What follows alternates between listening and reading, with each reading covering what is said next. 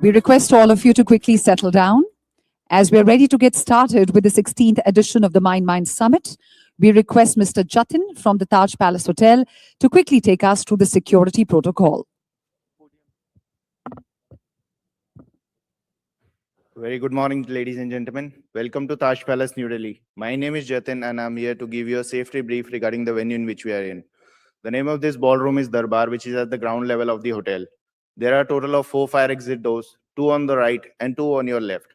2 on your right will lead you to the safe assembly point, that is the Moti Bagh. Crossing the venue on the left is the glass door, straight ahead is the Moti Bagh. And on the left side is the receiving area of the hotel. Crossing the service corridor will lead you to the safe assembly point, that is the receiving area of the hotel. I would like to inform you that we don't hold any planned mock drill for the day. All our hotel associates have been trained to handle the emergency situation. In case any such arises, just follow the instructions given by the hotel staff. Thank you and have a nice day ahead. Thank you, Mr. Jatin, for taking us through the security protocol. Before we move into the official agenda of the day, ladies and gentlemen, we would like to showcase a very special AV about Hero Homes, the flagship brand of Hero Realty Private Limited, a Hero enterprise venture, builds contemporary, sustainable homes that foster thriving communities. Let's take a look.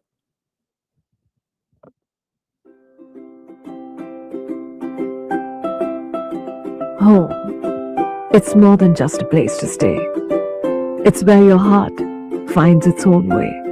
Kindness flows without a cause, and quiet talks deserve applause. It's where new life begins to grow, with gentle roots and feathered glow. A hug of comfort at the end of day, with furry love that leads the way. Even clumsy steps become a trend when joy and love refuse to end. Laughter echoes through the air as colors swirl with love and care. It's where love stays, though time may fly. A place where hearts never say goodbye. Hero Homes, building what matters.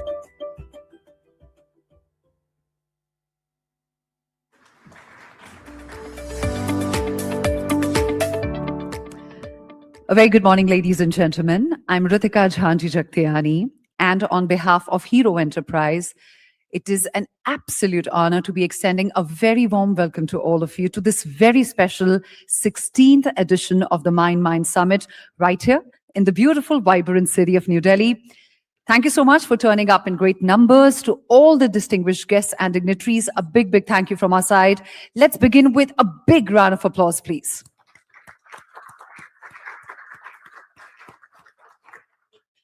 Now, it is with a lot of pride and an equal amount of humility that we say that the Mindmine Summit today is one of the most widely respected thought leadership platforms in the country, bringing together industry leaders, policy makers, change makers to exchange ideas, to challenge each other's perspectives, and to shape conversations that reflect the future of our country. And every day, ladies and gentlemen, the theme of this summit is something very relevant to our times. So this year, uncertain times, confident choices, India recalibrates. It completely highlights the times that we are in and how every decision that India takes today is not only important for us as a nation, but globally. So before we go any further, let's take a look at a very special audiovisual presentation that showcases the vision, the mission, and the story of the Mindmine Summit. Let's take a look.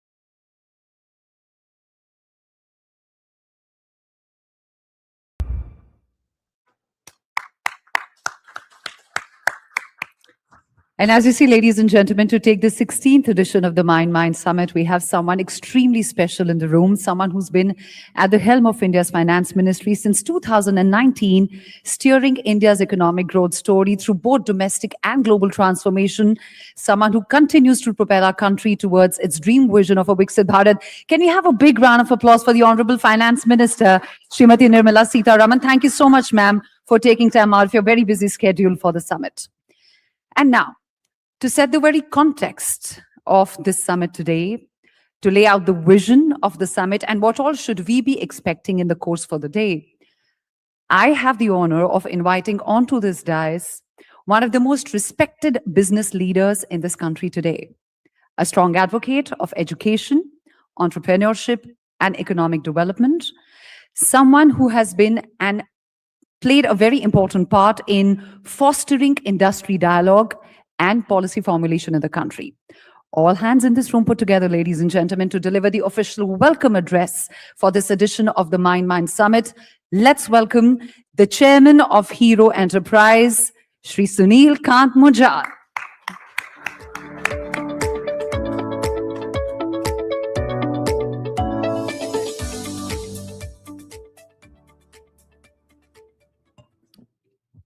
Thank you very much.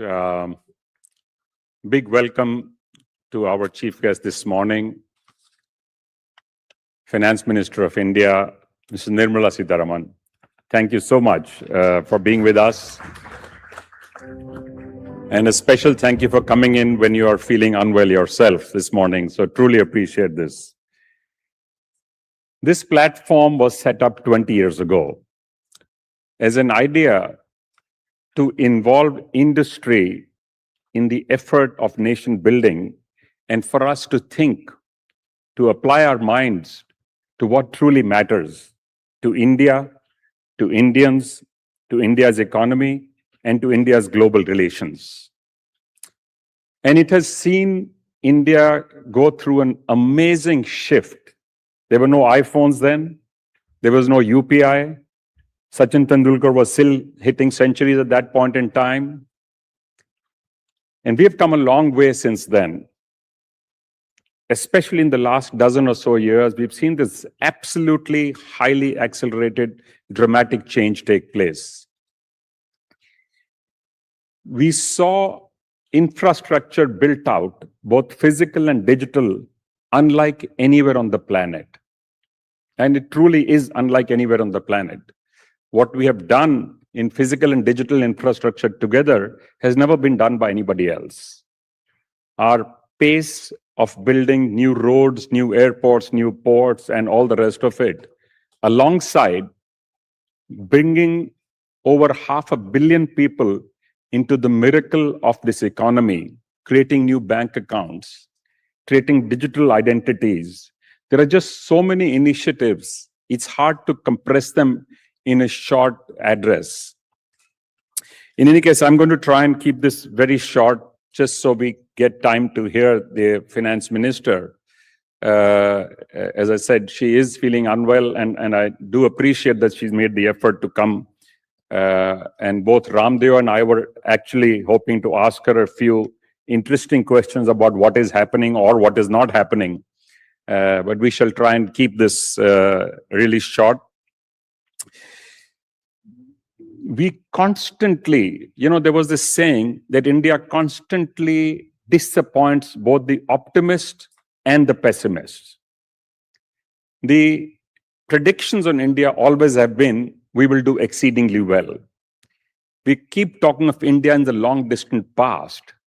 But of late, interestingly, both the reputation of India and Indians has improved dramatically. We have become the largest and the fastest growing large economy in the world. We are amongst the leading economies, and at this pace, we are amongst the fastest growing. We are adding the size of many small economies annually to our GDP. We still have a challenge. We have 800 plus million people who the government supports with free of cost food grain every month because they need it. So the social program being run in parallel while the infrastructure build out is that's taking place is an interesting and a unique experiment. I'm not sure many countries have actually been able to do this. So there are many angles and perspectives to what is going on. I will invite Ramdeo to come and join me on the stage so that we can jump straight into the next session and ask the FM for her comments on a few of the pressing matters which we are thinking about, we are concerned about, we are excited about. Ramdeo ji, please come up. Mr. Ramdeo Agrawal.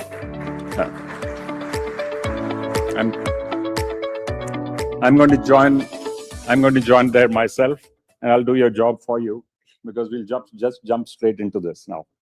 So, okay? Yeah, sure. Okay. Please. Go ahead. We would like to give the summit the auspicious start with the lamp lighting ceremony, ladies and gentlemen. We already have the finance minister with us. We have Mr. Munjal also on stage. Along with that, I would also like to request the presence of Shri Pavankant Munjal, Shri Yogesh Munjal, Shri Sumant Kant Munjal, and Shifali Munjal to please join us on stage to take forward the lamp lighting ceremony.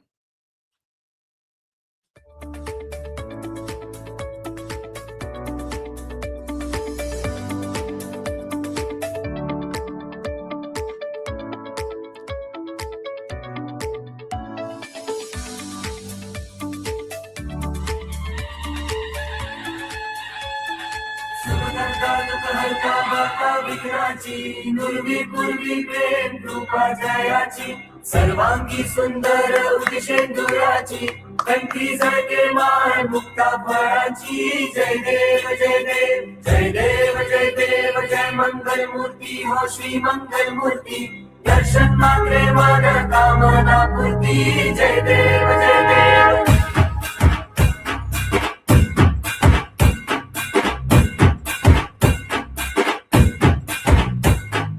Lambodar तू विनायका तू वल्लोणेश्वर मोरया विघ्नेश्वर तू एकदंत तू Thank you all. Thank you for doing the honors. We request you to kindly take your seats.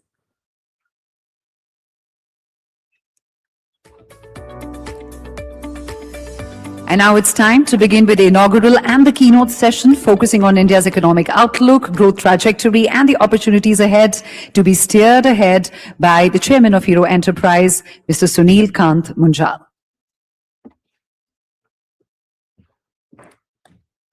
So, Madam Finance Minister, you are truly the most experienced finance minister India has had.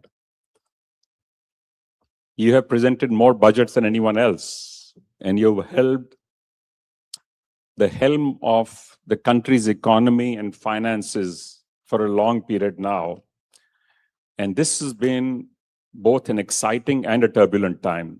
And we are facing one today with wars, prices of energy going up, the multiple challenges of supply chain, and at the same time, the excitement of the growth that we see in India. Could you, in your words, tell us how you see the immediate future shaping up? And how do you think we as a nation are preparing or can prepare for the medium-term future that we see as well? Thank you very much. And this is about, as you recalled, this is about my fourth visit to this. And it's always been a learning of sorts because you come and meet different people, they have different concerns, and it's helped me to collate the inputs that I gather here. So I actually prefer coming here and spending some time. But of course, today is a bit of a challenge because of my health. The question which you've asked is probably the question every business leader has in his mind. I know my business is doing all right, but yet I don't know when a challenge externally will come. I'm doing good exports, but I don't know when a tariff can land on me, and I have no control over it. Similarly, the three large items which we import, paying foreign exchange, are all fluctuating, whether it is your crude, which luckily we have the capacity to refine, but the crude, not just the price of crude which keeps going up, but also the insurance cover and the risk which insurance uh, demands to get your vessel going there and to get your vessel filled up and brought back. So price is a challenge. Foreign exchange reserve will have to be adequately kept for meeting these demands, growing demands. And growing demand is good because a growing economy requires these critical inputs. So it's the same thing as a business house, which will have these considerations before them, but for many of them, they don't have a say. They don't have a uh, handle. So India's challenge is very similar. But of course, the India's comfort is that you have a large domestic market, which is good enough with the consumption going up. But you still have a lot more intermediary and raw material products which you have to import. And that import is now under severe strain. So that's the challenge. And monsoon every year is a challenge for any finance minister. How will it work out? Will it be sufficient? Or is it going to be patchy, that some areas are going to be dry and some others are going to have excessive rain? That's a every year concern. But this year, because of the El Nino, I think we are preparing for not so good a monsoon. Of course, we have enough buffer stocks. Since last year, we've maintained, so there shouldn't be a food shortage. But for farmers, it'll have an impact because this year his income will be stressed out. So I think broadly, I'm not saying anything that you don't know, but these are the challenges. And I'm not sure how much of a provisioning can you make. Just for that one example of fertilizer import, we had during the budget very clearly said to ourselves that the Kharif we are sufficiently endowed with supplies of fertilizer so we can manage the Kharif. And we need money for tendering out for fertilizer that you may require for the Rabi, for which actually the supplies will start in November. Between the day of the budget and today, they've been at least 3 different major fluctuations. Some countries which do not want to get into the market, which are traditional suppliers, are no longer supplying. They want to stock it up for themselves. And there was fear that we are going to have short supply because those who have gone out are depleting the pool. But then came the news of China coming back, who had not been in the market for almost a year. So the supply was that shortage which people thought was offset. So 1 week you have a challenge, the next week that challenge is addressed, but newer challenges come up. So it's being ready for every such exigency.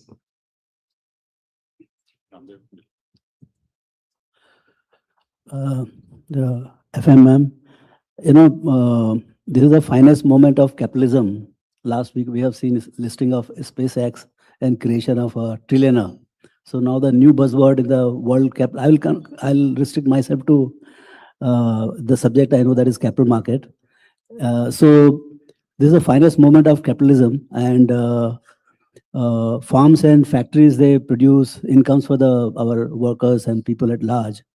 But capital markets produce wealth, which can create much bigger factories and much bigger possibilities. I mean, if you see SpaceX, it's a based on the possibility of whatever can be done in space. So it's a very powerful wealth creating mechanism, the stock market. And we have been blessed with one of the most wonderful stock market in the world. There are only two countries which are compounded stock markets. One is US, of course, and second is India so far. So I have 2 points to make. One is the only way the way we have gone about in the past is because of relentless growth of 7 to 8%, and that has given to the market 13 to 14% kind of compounded growth in market cap. Now that has created a problem with the FIIs. FIIs today, they hold about 800 to 900 billion dollars of our stock, which is 16% of the market, 33% of the floating stock.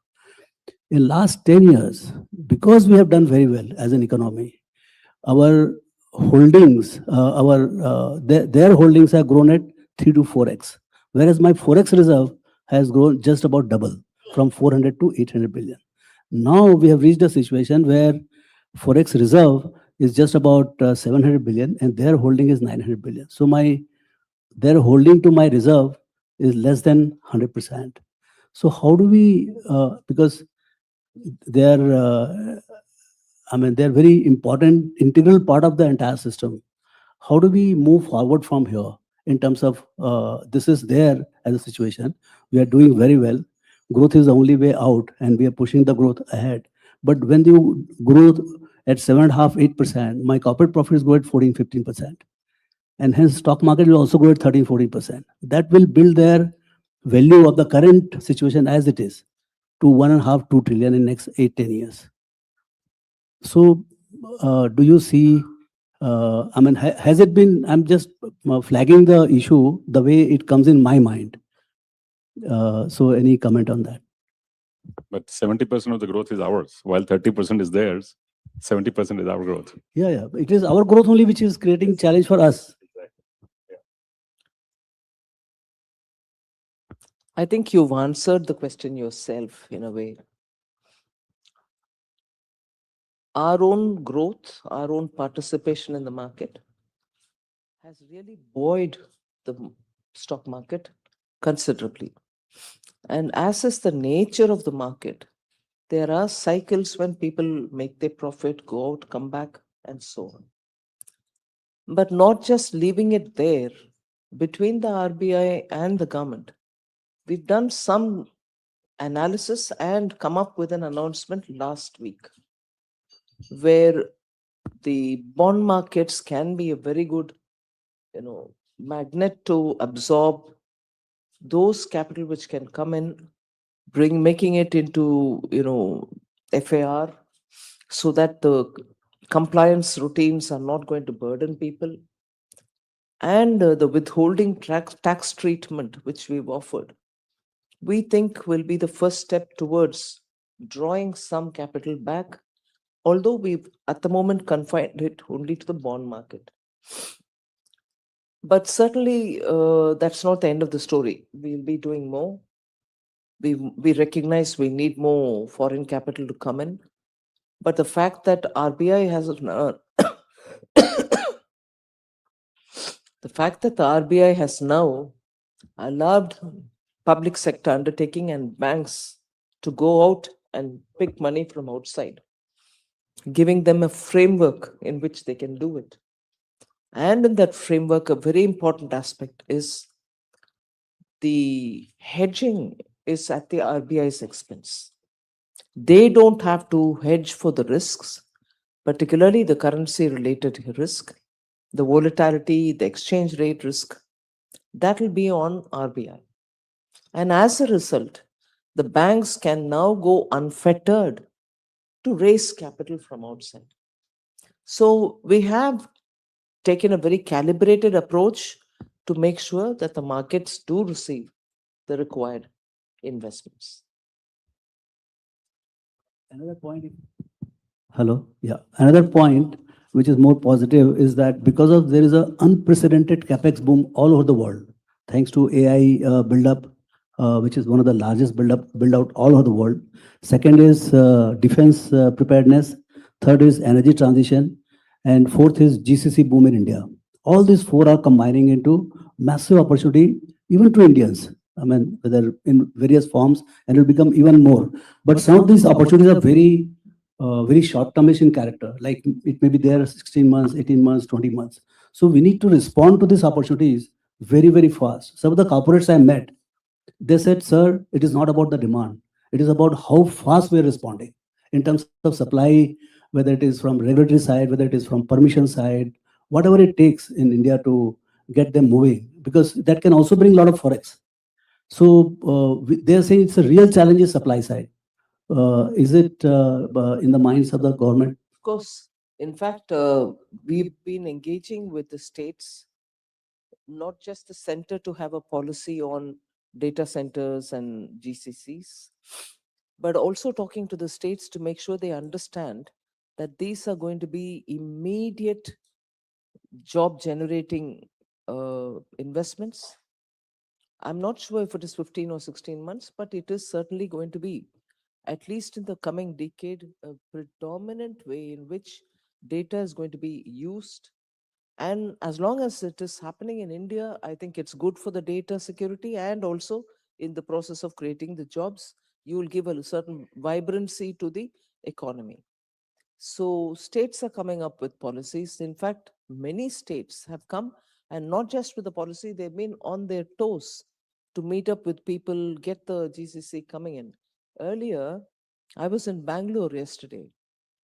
Earlier, it used to be just Bangalore, probably somewhat Hyderabad, and probably somewhat here in Noida or Ghaziabad. Now you have cities like Tumkur, Mangaluru, meaning tier 2 cities are also becoming hosts to data centers. And it is just spreading so quietly. Not till you get the data, let us say, from the CIA and FICIs of the world, you really see how speedily it is spreading. And people have not treated it as, oh, what is this? What's data center? No, there is a layer of our Indian technicians and also youth who are catching on this very easily. So I think the story about data centers and GCC is a story where, as you said rightly, how speedily are you going to capture that advantage, benefit from that challenge? And I would think the rate at which I'm seeing states respond to it, the story is a good one. It's going positively. Thank you. So thank you very much, Ms. Sitaraman. I truly appreciate not just your making the time, but coming in this difficult personal situation. You're right, by the way, about GCCs. They have become the new miracle. We often used to say that India is too focused on the back end, low end work. These GCCs are replicas of the head offices of these companies. And we have 1,800 of them and a new one coming up every week. Actually, I said this to somebody, to a large multinational last week. And they said, no, it's not one a week. It's now two a week coming up in India. And this is a global consulting firm who actually looks at many of these being developed. So I think we have a unique set of opportunities ahead of us.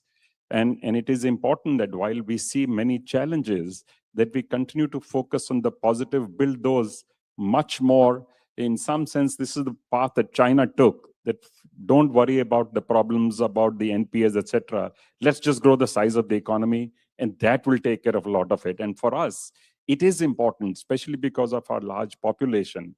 I think growth is the only true answer that we have to turning India into the India of our dreams. But our competition has to be with the entire world, and more importantly, our competition has to be with ourselves, that we are constantly getting better, we are becoming more efficient, we are becoming more productive, and we are deploying our capital where it will give both immediate returns and also long-term benefit. And I think that balance is being struck by allowing us to leapfrog a few stages through technology. And it's a delight that the Prime Minister yesterday had 400 startups in France from India with President Macron present. So I think this is now getting recognized globally. And our building bridges with the world, signing FTAs, starting more trade agreements, building financial bridges. You've now shared UPI with countries like Singapore. Who would have imagined this 20 years ago, that we will be sharing technologies with countries like Singapore? So that there's a clear shift taking place. And I think it is critical that while, of course, we have to address the challenges, but if we do them in this positive manner, the positive spirit, and focus more on the growth, I think we have a better chance of addressing our challenges as we go along as well. And I want to thank you for the guidance that you have been providing to the economy and to the industry, and the hand-holding that the government has done through difficult times. That's what we want. We want you to make easy regulations, get out of the way, but be available as a fallback option in times of crisis, as we have faced over repeat periods of time over the last decade, including the COVID was a complete black swan event, which nobody could have imagined, nobody could have dreamt or planned for. And you stood steadfast. You came to the support of the economy and the industry and the people, and you didn't get swayed even by our own request to give the amount of support we were giving, and India came out better for it compared to many other countries. So big thank you for what you do every day for India, and a big thank you for being our chief guest today and setting the tone for the rest of the day. We have a very hectic schedule. We've squeezed this two-day event into one day today as a response to the Prime Minister's call for conserving things, which is why you saw instead of the regular lamp, we've used LED as a lamp. So we're trying to signal to ourselves, to our entities, to people around us, that these things matter. Every little bit will make a difference, and each one of us does need to contribute. So thank you very much for coming in. Truly appreciate it. Thank you for having me. What a forward-looking session to begin the Mindmine Summit with. I would like to request Shri Sunil Kant Munjal, along with Ms. Shefali and Ms. Swati Munjal, to present small tokens of appreciation from our side to the Honorable Finance Minister and to Shri Ramdev Agarwal.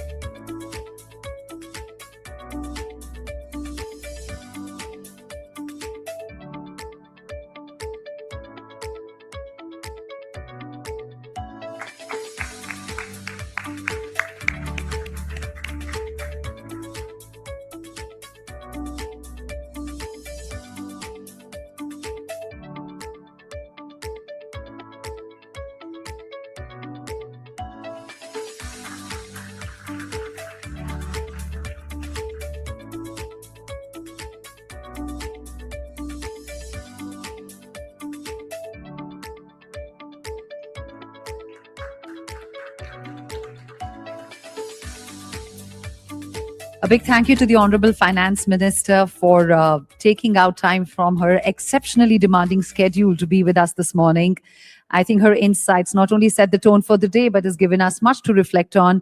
Ladies and gentlemen, on behalf of everyone here, let's thank her for her leadership and vision. If you could please rise from your seats and extend a warm round of applause towards her as she exits the venue, and we bid farewell to her. And a big thank you to Shri Ramdev Agarwal as well for sharing his perspectives on the session today.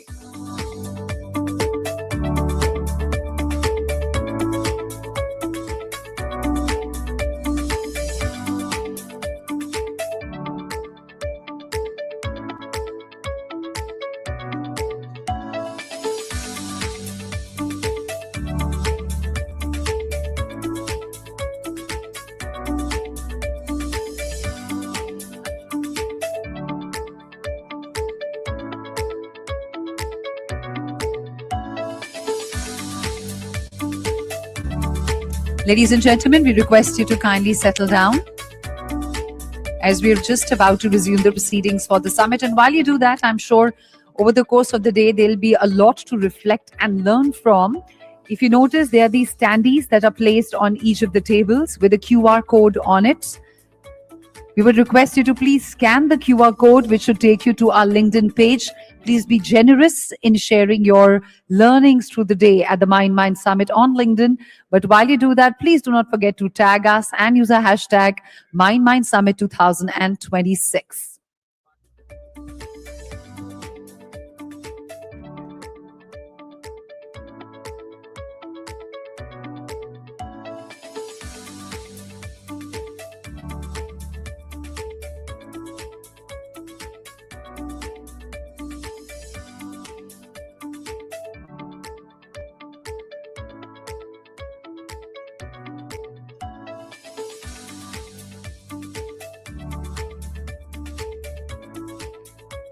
We have Sri Sunil Kant Munjal back with us here.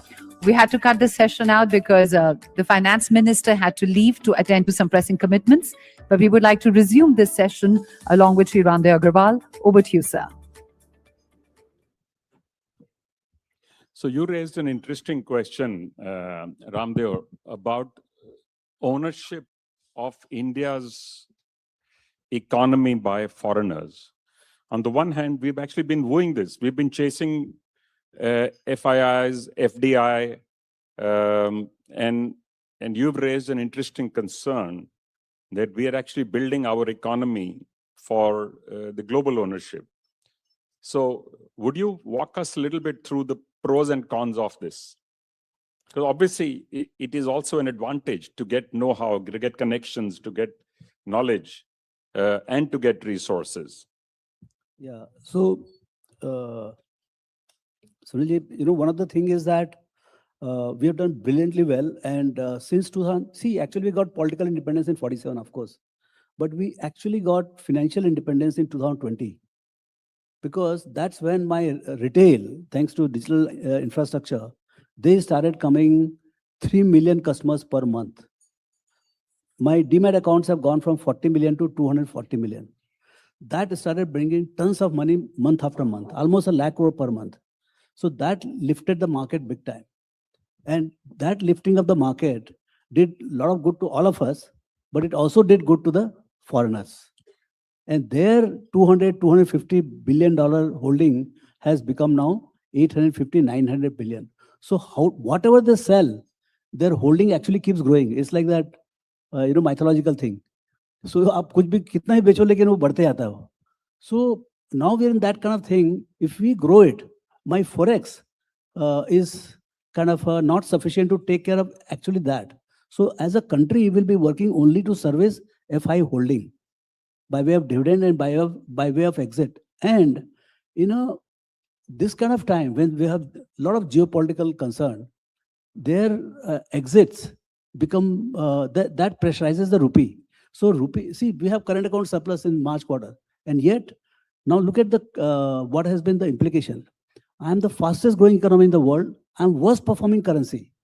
My allocation in the emerging market, MSCI, has gone down from 21% to 11%. My all country allocation, MSCI, has come down from 2.5-3% to 1.35%. So, I mean, it's something I'm just thinking aloud how it can be. I mean, I don't have any answer for this, but Okay. it's a subject which. Let me, since you are the stock market, capital markets expert, let me bring another perspective here. We used to have the second highest savings rate in the world. Now that has gone down. But interestingly, that has gone into 2 or 3 areas, partially into consumption, partially into personal borrowings, and partially into the stock market. The SIP has almost become magical in the way it has brought funds into the mutual fund as a sector. When mutual funds get launched, often they would say, we will have a scheme with 20 stocks. But I've rarely seen one now with less than 30, 50, even 70 stocks with a long tail because of the regulations of the essential requirement to divide between large stocks, mid-size and small stocks. Where do you think this will land up for the average Indian family who's putting monies into the stock market at this moment? Where do you see this going in the next decade or two? In fact, because my growth compulsion, we will grow. You might be seeing in last 1 year, the response to all this crisis is 16 to 17% credit growth. It's a fuel to the fire. And that's why we are booming. And you might have seen, thanks to cut in GST, all the automotive demand, which is the first line of vertical consumption, is booming. And hence, my economy is growing at about 7.5%, 8%. And every single economist is getting it wrong. The consensus was 7.3, even for fourth quarter. They've been beaten down by 3 times. And yet, even RBI economists couldn't get it, because the wealth effect of the stock market is pushing the economy much faster. So I don't have any doubts in rupee terms, we'll do exceedingly well. I have seen 45 years of the capital market. Next 45 will be even more exciting, in rupee terms. But I really find it challenging how exactly the currency will move. So you'll feel very rich in terms of rupee, local currency, but I only hope there is no more this kind of a geopolitical, convergence of risks from all sides. If that is not going to happen, otherwise, in dollar terms, you may not feel so rich. That's my sense right now. So geopolitics has many dimensions, and we cannot wish away the way the world is currently operating. It in many ways is tearing itself apart through arguments, through fights, through wars, through commodity holdings. Technology has become another enabler for some and is excluding some. That's the other thing I think we have to factor into all of our calculations now. What would that do to our lives, to our economy, and therefore to our growth in the future? What is your view on this? Yeah, so, I mean, you grow at about 7 to 8%, 8.5% on your current base. We are at about $3,000 per capita. So we can grow at that pace, and we should be very happy with that. Because if it has to double from $3,000 to $6,000 per capita, it is going to take 7 to 8 years, 9 years, maybe a decade. So that journey is on. But it has taken 75 years to come to $3,000 per capita, but it will take anywhere between 8 to 10 years to go to from 3,000 to 6,000. It's a massive buildup of wealth. And thanks to this internet technology, digital technology, it's not democratic. It's very, very consolidating. The winner takes it all. So we'll see emergence of multi-billion-dollar corporations and individuals who will win in very big. Maybe not in terms of trillions. Maybe it is some more time away for Indians, but getting $100, $200 billion empires by an individual will be very much in offing in next 5, 6 years. So I think it's a very and we have been tested for the worst of the geopolitical crisis also just now. So we are becoming more resilient thanks to our domestic flow. And another point I would like to say, in last 20 years or 25 years, the country saved about $15 to $17 trillion and plowed back into the economy. Next 2025 will produce $47 to $50 trillion at par. I'm not counting the mark to market. So there is no dearth of capital per se. Technology might be in short supply, but per se there is no dearth of domestic savings to fuel the factories. I was actually trying to bring you to that because there's not enough understanding of how India is building India. That how much Indian capital actually is getting deployed in building out the future of India's, all the capex that is being done. The bulk of it is actually still Indian monies that are coming in. That's right. And actually we'll have ample domestic capital. We need a bit of support from world to not bring capital so much as the technology and managerial competence which is coming through GCC. So my sense is China has taken the manufacturing by miles ahead. They have literally, not that we cannot try, we must try. But I think services side, there is nobody close by. I do $425 billion of services last year, which has almost 100% value added. Whereas I do $470 billion of exports, where the value added is not more than 30, 40%. So in effect, we are service powerhouse, and at 95 to 100 rupees to a dollar, I don't think anybody can come close to Indian services. Again, I also think that what we are doing now in the largest manufacturing industry in the world is electronic hardware. And that's an industry from which we were completely absent. We did do a wonderful job in building the automotive industry, the auto component industry, the pharmaceutical industry. But one of the largest manufacturing industries we had actually left out. So the initiatives that are on at this moment, starting all the way from the entire silicon ecosystem, design, testing, manufacturing, fab facilities, packaging, I think in the next 8 to 12 years, we will actually get a significant step up in the manufacturing, and the downstream of that electronic hardware has a much more knock-on effect on other things we consume, everyday electronic things and things that we consume, whether they're in automotives or in white goods or in brown goods. You cannot do without them. All of them need this electronics. And once you have the base available, because so far we were actually seen as an assembler, only adding 7%, then 9%, then 13%. We have, to be fair, we have increased value add even in our phone industry, where we become large players, but the large value is still coming from overseas.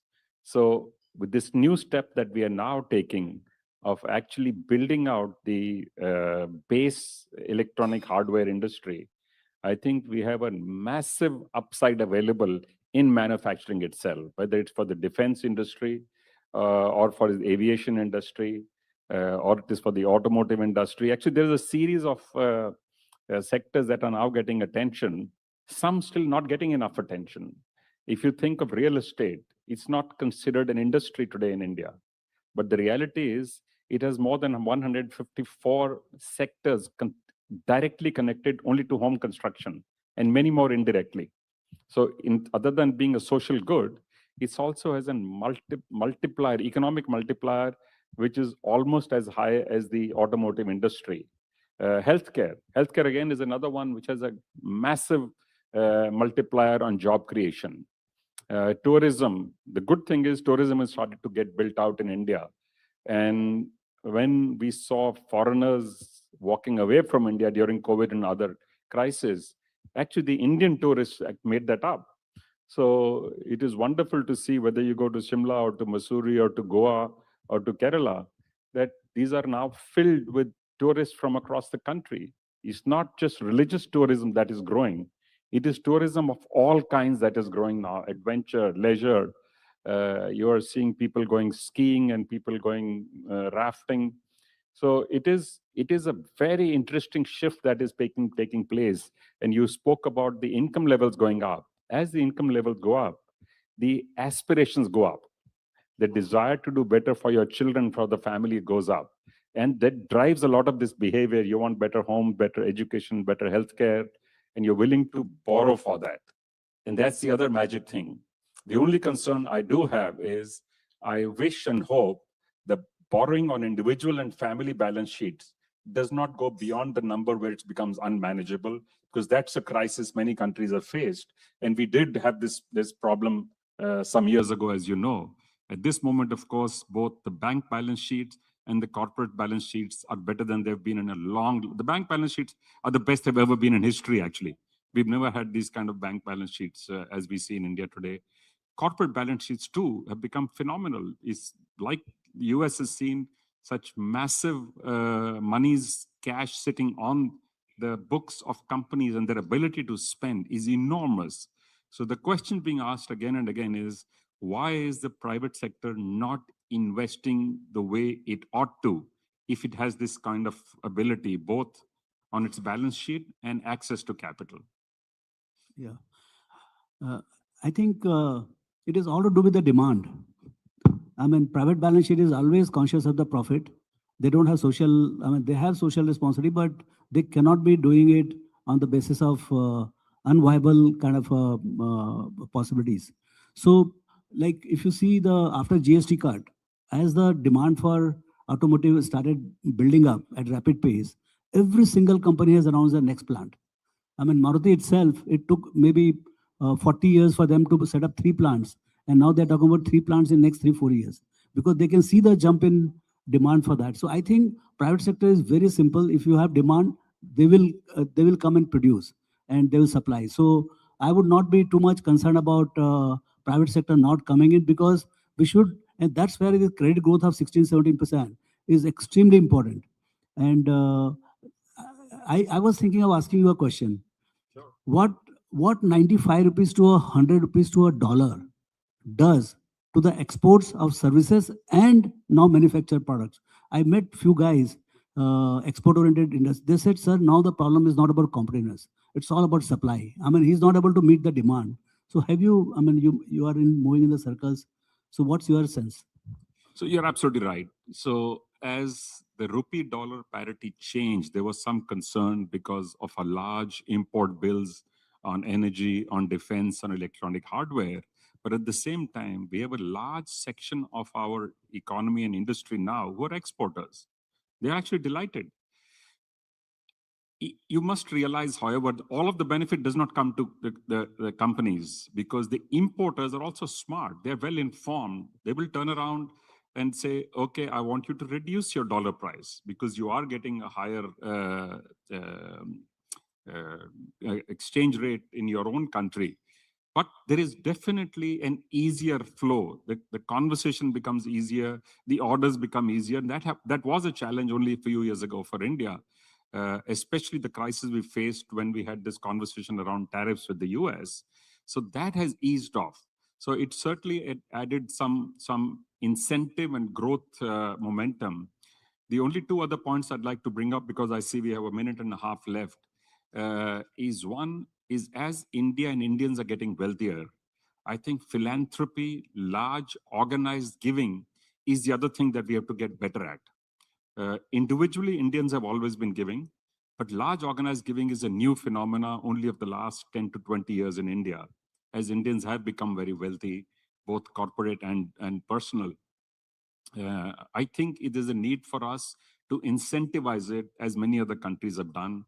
There needs to be a tax break to encourage people because this is supplementing the efforts that the government makes. These go into areas like education and healthcare and clean drinking water and crafts and arts. And the second is, in the last word I used, there is a large section of the population in rural India, which is, while it's working alongside the farms, but they have artisanal skills coming down from centuries. We need to figure out a way to turn that into a full economy, to revive them, to contemporize them, to skill them, to connect them to markets, to give them safe manufacturing practices, teach them how packaging is done, how business is done. And the potential there is to create over 100 million new sustainable economic opportunities. And that's an area we've not looked at all. It is as powerful, if not more, than almost any industry sector that's available to us today. So we have an India that is growing. We also have latent potential in India, which can grow. So I'm a great optimist on this country. I think we have an amazing future ahead of us. We have not taken care of all of our challenges yet. Poverty still continues to be the biggest challenge in this country. The extreme differences that are taking place between the top and the bottom of the economic ladder, and the availability and visibility of information which gets people upset and angry. And I think that is what we need to address very quickly as we go out and build India's economy to be one of the leading economies and to build India to the nation of our dreams. Thank you, ladies and gentlemen. Thank you very much for coming in for the morning session. I do want to offer a special thanks to the FM. As she said, this is the 4th time she is actually coming for the Mindmine Summit. And Ramdev Agarwal, thank you very much for being here. Thank you. You are truly a respected voice from the capital markets of India. People look at you for ideas. People look at you for stability because you have demonstrated stable ideas for a very, very long time. Thank you very much. Thank you.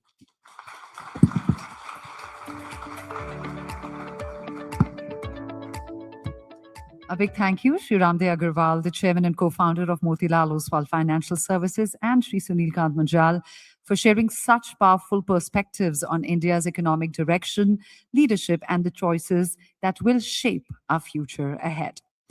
Up next, ladies and gentlemen, we are ready to get set and get into another important conversation. In today's global landscape, questions of sovereignty, security, diplomacy, and economic resilience have become more important than ever. Our next session is titled The New Geopolitics Reimagining the Sovereign Nation. And to take this forward, ladies and gentlemen, please, with a very warm round of applause, let's welcome onto the stage someone who brings valuable international perspective on diplomacy, global partnerships, and the evolving geopolitical landscape.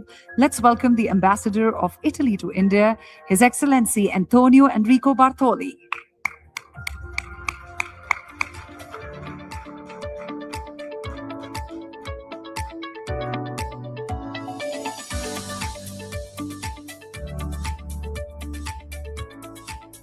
Joining him on the panel is an economist whose work has significantly influenced public policy conversations in India.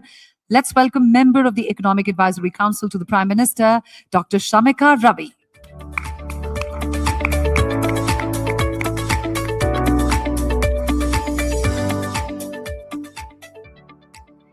And to get the best out of this conversation, ladies and gentlemen, please keep the applause going as we welcome onto the stage the award-winning journalist, author, talk show host, founder and editor-in-chief of The Print, Mr. Shekhar Gupta.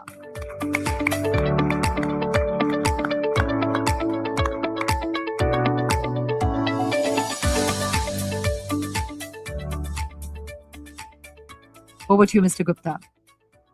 Am I audible? Should I put this one up? This one up? Sorry, not your. I'll steal the mic.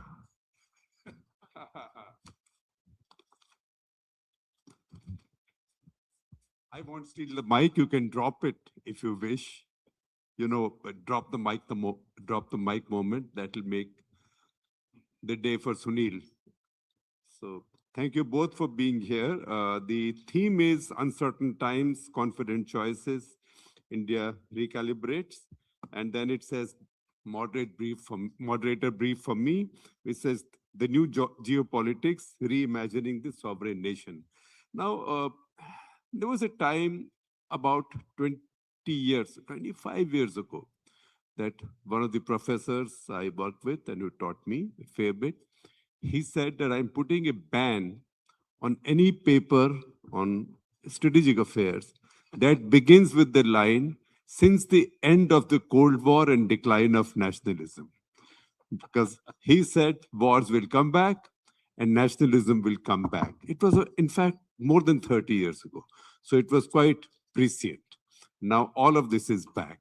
Now, how do I explain this? Shamika will understand this. I will do with best effort translation, although translation from Hindi to English is bad enough, difficult enough, but Urdu to English is even tougher because it has nuances. So in 1950, there was a Hindi film. I look at life through Hindi film, music, and cricket, right? Both of which are alien to our friend here. But 1950 film called Babul, which had a duet between Suraya and Talat Mahmood that said, "Dunia badal gayi, meri dunia badal gayi, tukde hue jigar ke churi dil pe chal gayi." That my entire world is transformed. It's as if somebody took out a dagger and cut my heart into pieces, right? So that's what's happened to the world right now. Because we are in a situation where we had 80 years of progress towards rule-based order. Rule-based order, multilateralism, there were groups, there was the UN, such as it was, but Security Council was reasonably coherent. Then there was the G7, G20, NATO,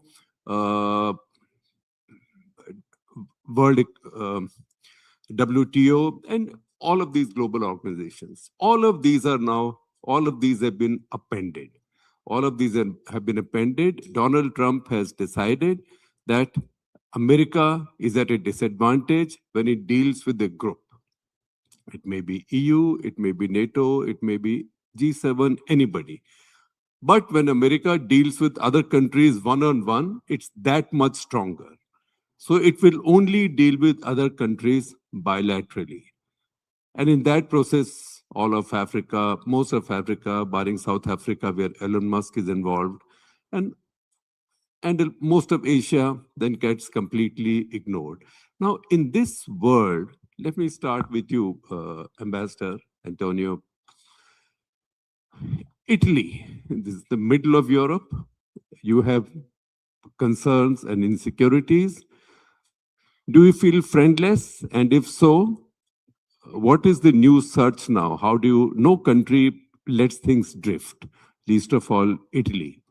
So how do you look at this world, and where does the sovereign state rediscover itself? This sovereign state being Italy in your case. Thank you. There is no doubt that we are living uncertain times, but I think you cannot build without being an optimist. And I think that challenges are also opportunities. The Western world is not a monolith. And the last moves of the American administration have demonstrated that. But there is a positive side in it, because it's if you want, I'm blunt, is a wake-up call for Europe towards what is called strategic autonomy, which means that the capacity, having the capabilities, the awareness, the tools and the resources to identify and pursue your interests without depending on anybody. And I think it's also a fair thing, because we cannot ask 330 million people, the Americans, taking care of the security of 450, and even more if you consider UK, Turkey, and so on. So I think it's not a question of dismantling, for example, NATO. It's a question of cultivating in action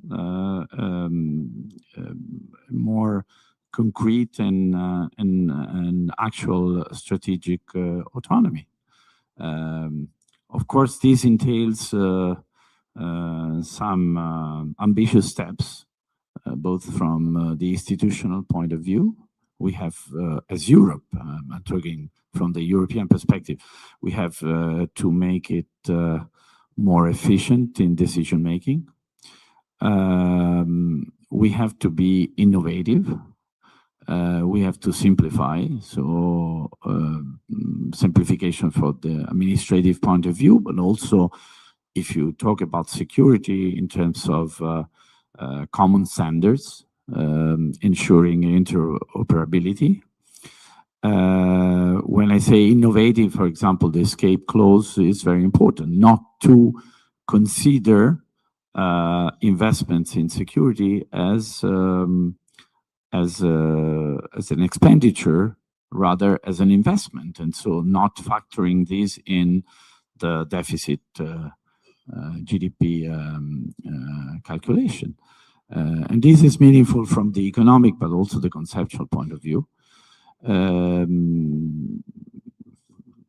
And of course, it's not only a question of security, it's a question of political role. Europe has to engage more with other countries and acquiring a more profiled political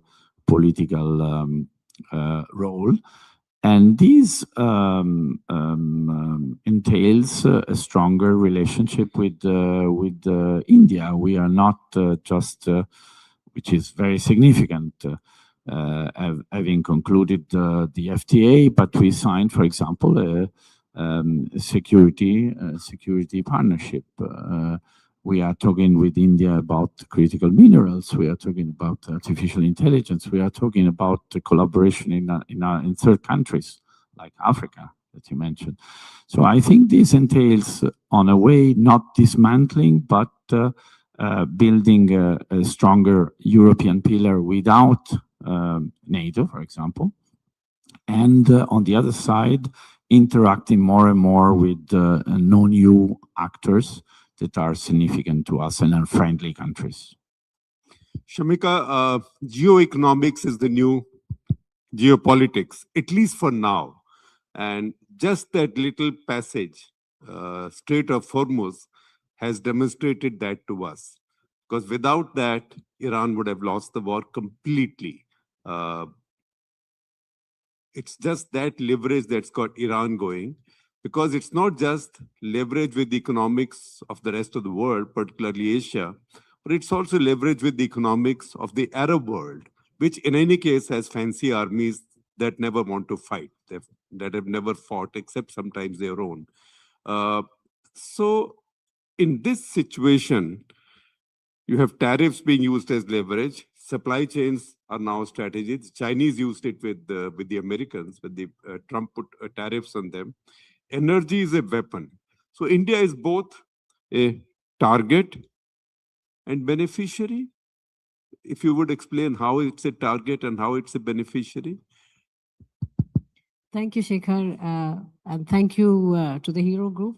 It's a great privilege to be here with Antonio and Shekhar.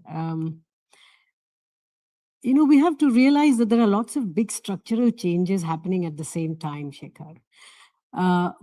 But India's growth, since we're talking about sovereignty and where it fits in, we have to recognize that comparisons with a China or a Japan or a South Korea is quite limited. Because unlike these export-oriented growth models, India's growth has fundamentally been on the back of its domestic demand. And that is the strategic strength, or that one factor which gives you tremendous leverage, which is the reason why whenever there's been large global shock, either in the form of COVID or in the case of the trade wars, now subsequent to wars, our economy isn't as badly hit as these export markets.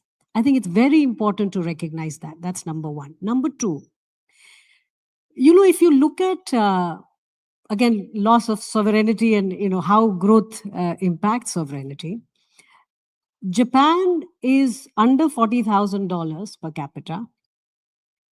But at its peak, it was around 9-10. By then, it had already attained 15,000 PPP terms. So there was considerable growth. Korea was the same story, though Korea prevailed longer. Even today, they have growth which is in excess of 2%. So Korea is now easily 10,000 more than Japan in PPP terms. If you look against these two export-oriented markets, if you look at China, then China's peak was around 11-12%, but they were only $5,500 per capita PPP.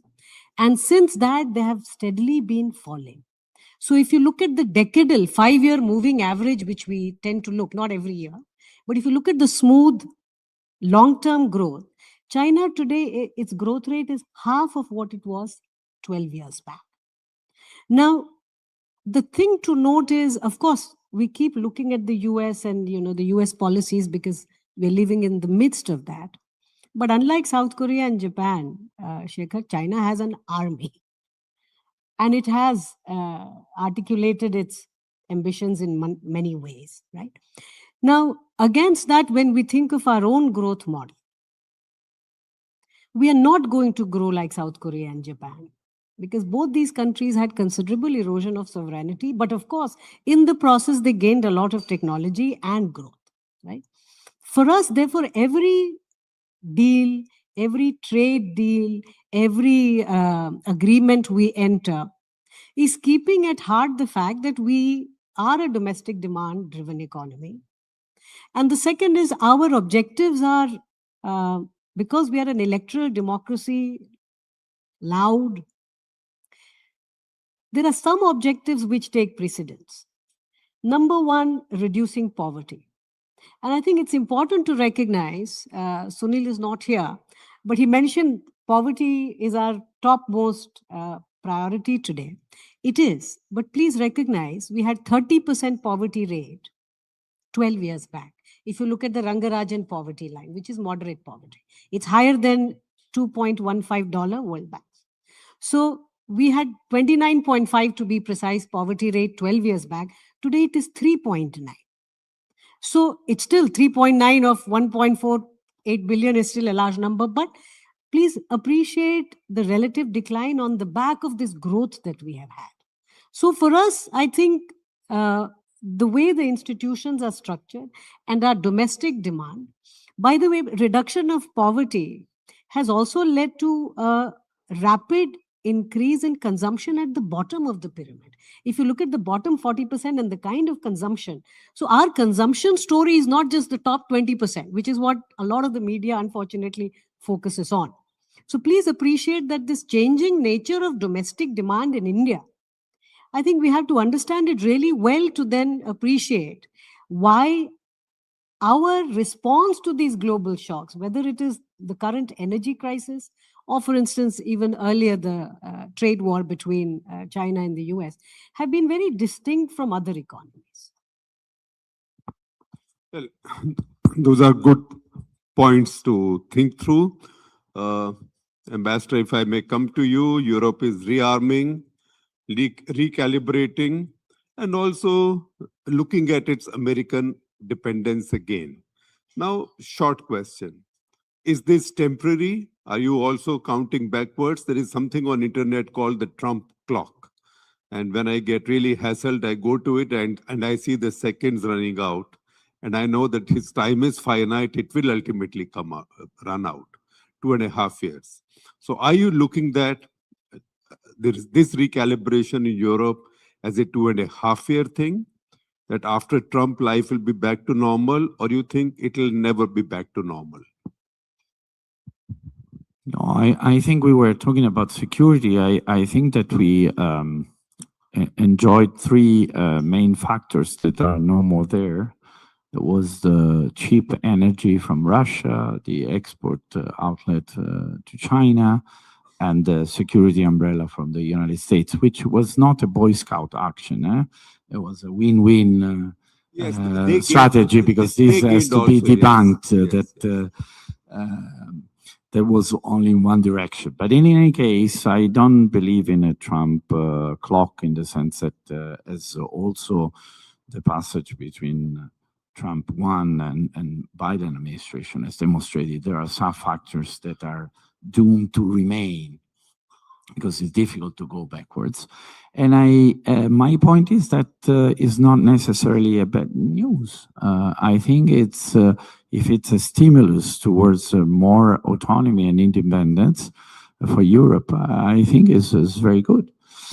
To pick up on Shamika arguments, yes, as is in all things, there is also a flip side.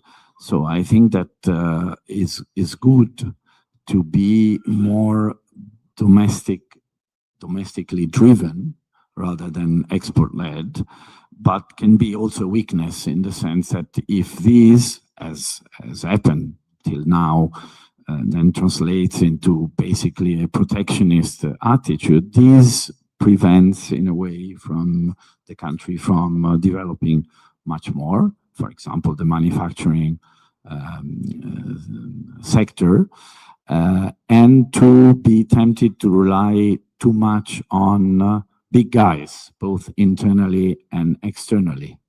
So big guys, big corporations. While I think that that India needs more and more an inclusive growth, and so the development of a network of small and medium enterprises. Because the point is that not if India grows, of course it grows, but if it grows enough to absorb the offer of labor. And I think that this move towards free trade agreements is being the WTO dead. It's in any case a very positive move also in this direction, because I think that trade is also a big driver for investments. Otherwise, the investments will simply go elsewhere. And these regards also a system like ours, that the Italian economic system is made 90% of small and medium enterprises. And so by being encouraged to trade, they can think of investing more. While on the opposite side, if they are prevented from knowing this market, knowing the partners, testing the waters, they will be induced to go, I don't know, the ASEAN countries that are less complicated. So I'll ask you if, a follow-up before I go to Shamika. These strategic partnerships, India, Italy, India, Europe, besides symmetry and besides the what I might call as tamasha, what do they lead to? Because so far it doesn't look like that when chips are down, anybody speaks for anybody. Definitely, we haven't seen anybody speak for India very much over the last couple of years, because everybody seems so scared of Trump right now that nobody wants to take any chances. No, I'm less pessimistic in the sense I truly believe that I mean, the term strategic is very much abused, but I do think that that's what India I wanted you to come to. Yeah, in India, Europe, and India, Italy, as like other European countries, is a truly strategic partnership, because it's in the, I appreciate and I'm glad of toffee diplomacy. I mean, Melody hashtag is very successful. Of course, it's good insofar there is something behind the toffees, and I think there is. It's good to have a personal chemistry between the prime ministers, because it's very important in contemporary politics. But it's important that this is matched by actual convergences. And I think, for example, to take the example of my country, that there are.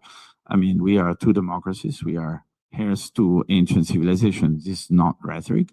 We are peninsulas, so we are naturally interested in connectivity. IMEC, for example, that is actually the re-edition of what existed 2,000 years ago at the time of Emperor Augustus, because there was, thanks to the monsoon, there was a thriving trade between Rome and India. We share a common vision of the global order. Talking about manufacturing, you want to develop manufacturing. We are the second largest industrial powerhouse in Europe.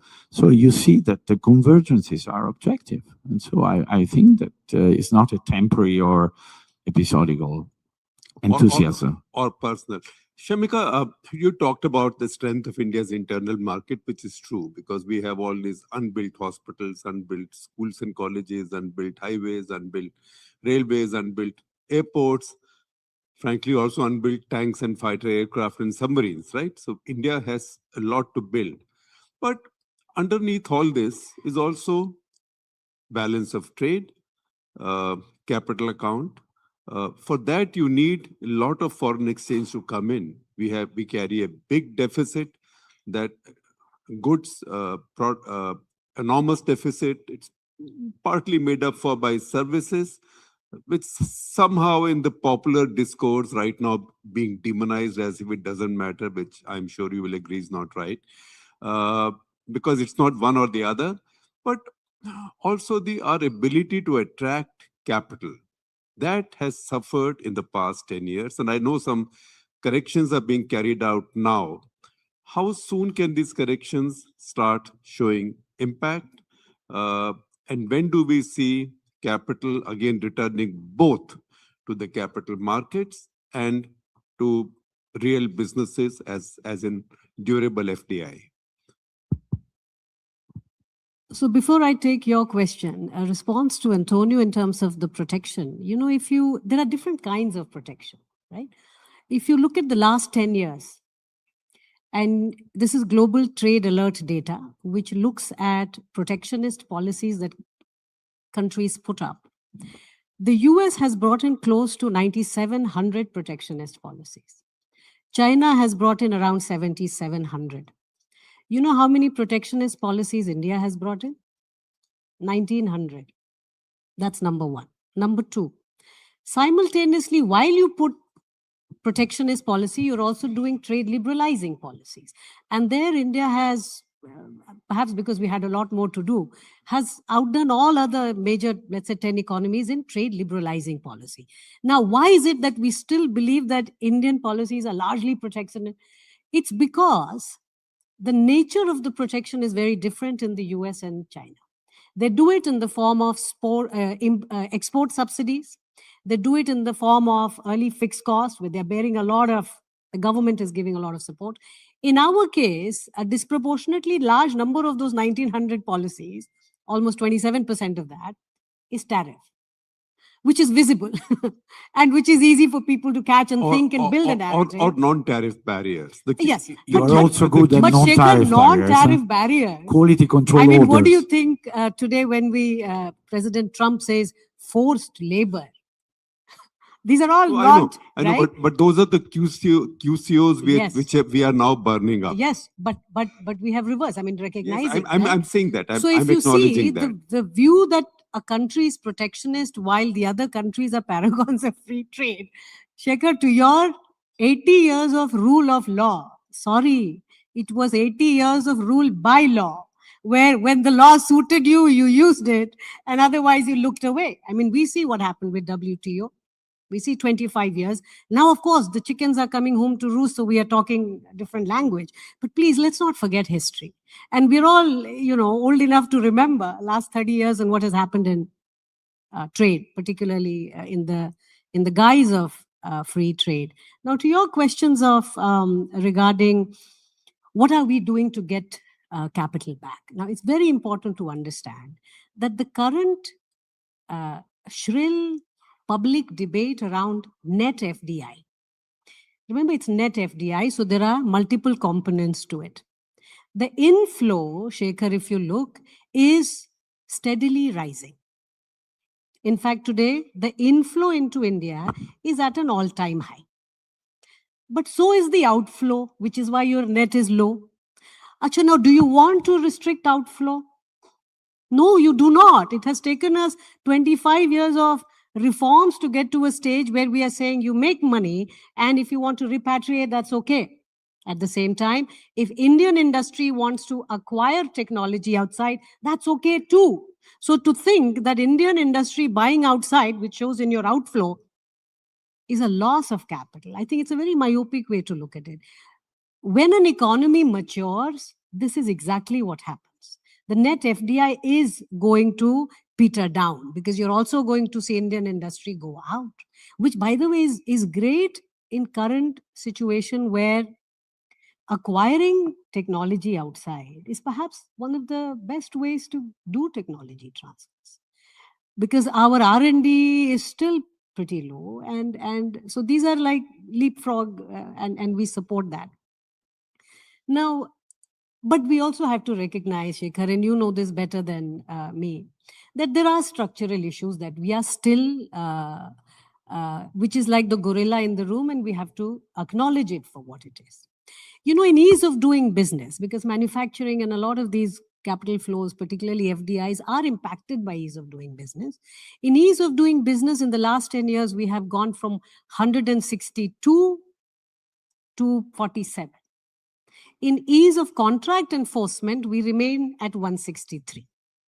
So now we are also, by the way, internalizing the fact that it's impossible to get a contract enforced. And if it does, can we figure out a way out? See, these are the kind of inefficiencies. So I'm getting to, mostly what I'm trying to get to is judicial reforms, the kind of delays. A recent study we did, we estimated that the delay and the cost to real estate project, because there was also talk on real estate before, is close to 40% on account of litigation. You see, these are the structural realities which are the real constraints to our 6.5, 7.5. Why are we not getting beyond that? I think those are the bigger problems we ought to handle.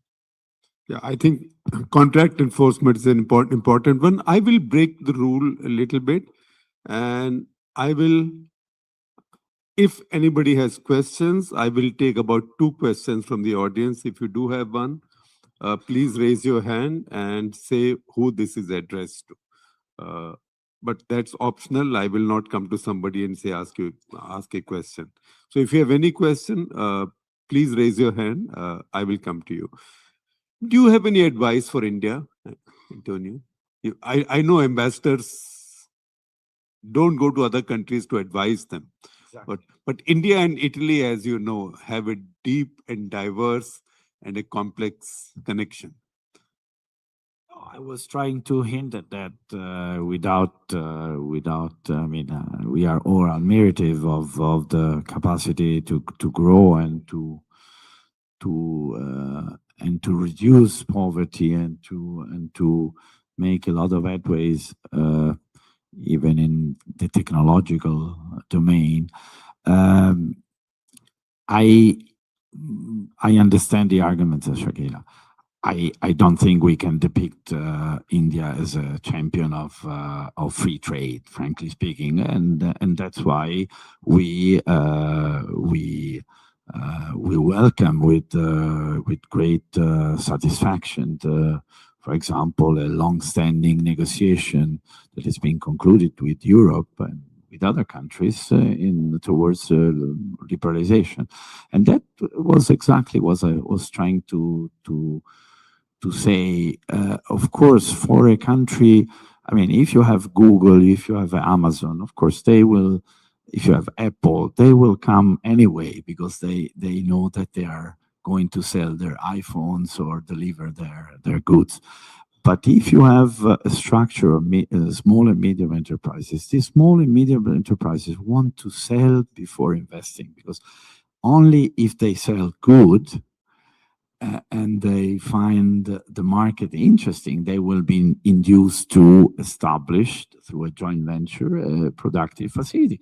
We have almost 1,000 companies operating in India. Half of them have productive facilities, but there could be many more if the market could be more open. And I think this would be and will be one of the very positive effects of the free trade agreement, because it will also entail new investments, the kind of investments that, in my opinion, India needs to make this growth, of course, inclusive, because it's good to say we are the fifth, we are the sixth, we are the fourth, but then if you divide by 1.4, the per capita income is still there. So to make it more inclusive, I think you need not only the big guys, you need the small and medium enterprises, and that's when Italy fits in, because I think we have the industrial capacity, we have the structure of small and medium enterprises, and the technological know-how to partner with defense, for example, is a great example. We signed, we adopted. That was announced by the Prime Minister, roadmap to design and build together. For you is an advantage. For us, it's a big advantage, because we can do it bigger, faster, and cheaper. So more capacity, economies of scale, and also the rapidity we cannot find in Europe. You know, you talk about Italy. Let me also bring in Europe, because the FTA is there. And European bureaucracy, we keep cursing our bureaucracy, but our bureaucracy is a walk in the park compared to your bureaucracy. You destroyed one free trade agreement just the other day over some carbon something, I forget what. How sure are we that somebody will not stand up and set this one on fire? And also, every time somebody from Europe goes and signs something with Pakistan, with one line that equates in some ways, because Pakistani is twisted, And Europeans are smart, so why should they buy on the, why should they sign on that twisted line? In the same para, they put Ukraine and they put Kashmir, right? You realize what it means in India, right? I think India has left Pakistan way behind and we should be done with it. But why should Europe, if it has such a stake with India, only Europe does it? Americans don't do it. Only Europe does it and China does it. No other country does it.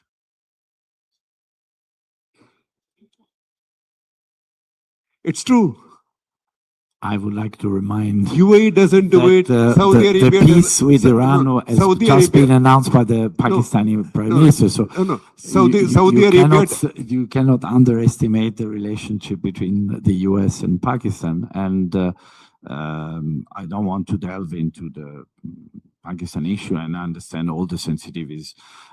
One point is clear, that if we say that we believe in a multilateral order and in the strength of the law rather than in the law of Shamik, of I'll the come to you. strong people,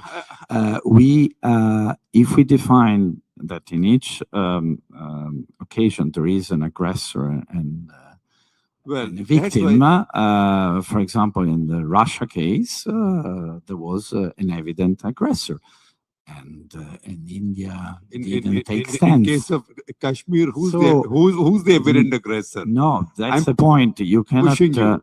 you cannot pretend that others take stance while you don't do on I, other I, things. I think the issue is only the reference in this issue is the mention in the same reference. Ukraine should be settled. Kashmir should find a resolution. That's what I'm saying. It's not a good ring in India. Shamika, in this crisis-ridden world, are there opportunities? We are only talking of crisis. Are there opportunities? Big one, Shekhar. And I think the biggest that we have is our population, young population. Europe, does the right thing, having exhausted all the bad options. And I think eventually aging, and I think aging is one of those real problems that most OECD nations are facing. But, I think that is one opportunity for us, because we do envisage India becoming the human resource capital of the world.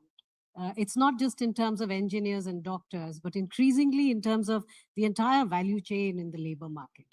And for us, it is great because many of our state economies, for instance, if you look at Kerala, Kerala's very large part of Kerala's GNP is on account of remittances. Similarly, it is also for Bihar, by the way. It is the youngest state and its GNP is significantly larger than the GDP because a lot of Biharis migrate and work outside. And all of that gets reflected in consumption back home. And eventually, growth is about having a better quality of life. So I think our young people, we just have to prepare, continue with this skilling mission, which is one other structural impediment we have to overcome, that we do have an enormous shortage of skilled manpower. And the demand there far exceeds the supply in the market, because almost all our industry surveys tell us that industries are repeatedly reporting that the constraint to their expansion growth is not capital. They're able to raise the capital. Most of them are flushed with cash. It's skilled manpower that is keeping them back. And I think, human resource is that, that big opportunity for us. The second, I think, how India has already used technology, but the chances are how we are likely to. There is some degree of frustration I see, sometimes even within the government, but definitely outside, that, we are nowhere in AI, and, what you alluded to in the beginning as well. But AI also has so many different layers, Shekhar. Almost all big applications and at scale, all of that is going to happen here. China is not going to change anytime soon. Another thing to recognize that, when you have a repressed domestic demand, which is what the Chinese have, right? They are growing, but almost 70% of that GDP sits with the government or the corporations. Here, it's the reverse. Almost 70% sits with private consumption. Now that itself signifies, which is again the population and the way our economy is structured, wonderful things for the future, because you can't always preempt how this economy, it's almost self-sustaining in many ways. Of course, if we get the competitive nature of things back, industry has to be competitive. We have to raise labor productivity, those things, ease of doing business, courts playing ball. But on the whole, I think India's weight in the global growth is only going to increase, as it has in the last 30 years. And it's largely on the back of young people. Let me make quick points. First, as an example of how articulated is this strategic partnership, both with Europe and with bilateral level. We have agreements now on critical minerals, on nurses, mobility and nurses. I do agree that this is a strategic move. On defense, on ports collaboration, we are about to create a fast-track corridor between Italy and India, and so on and so on. Science and technology, we will open an innovation center in India. We have dialogue on spanning from science to counterterrorism, maritime security, mobility.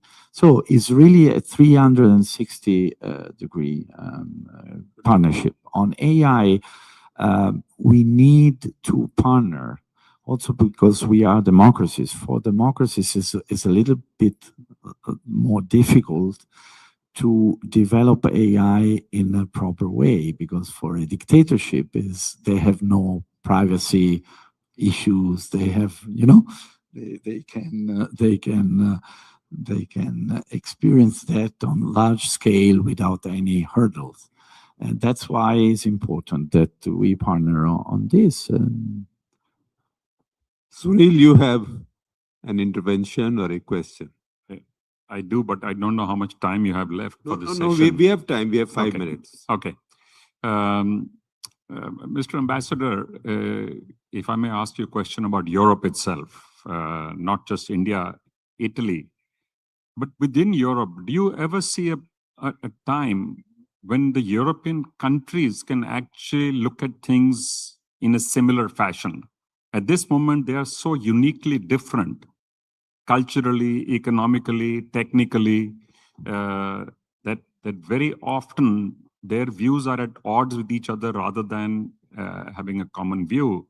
And many of these things end up in Brussels, therefore, to find a common view. Is there any work being done to bring a little more commonality there?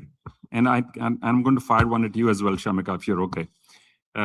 Sorry, I'll just get them both out, Shekhar, if you're okay.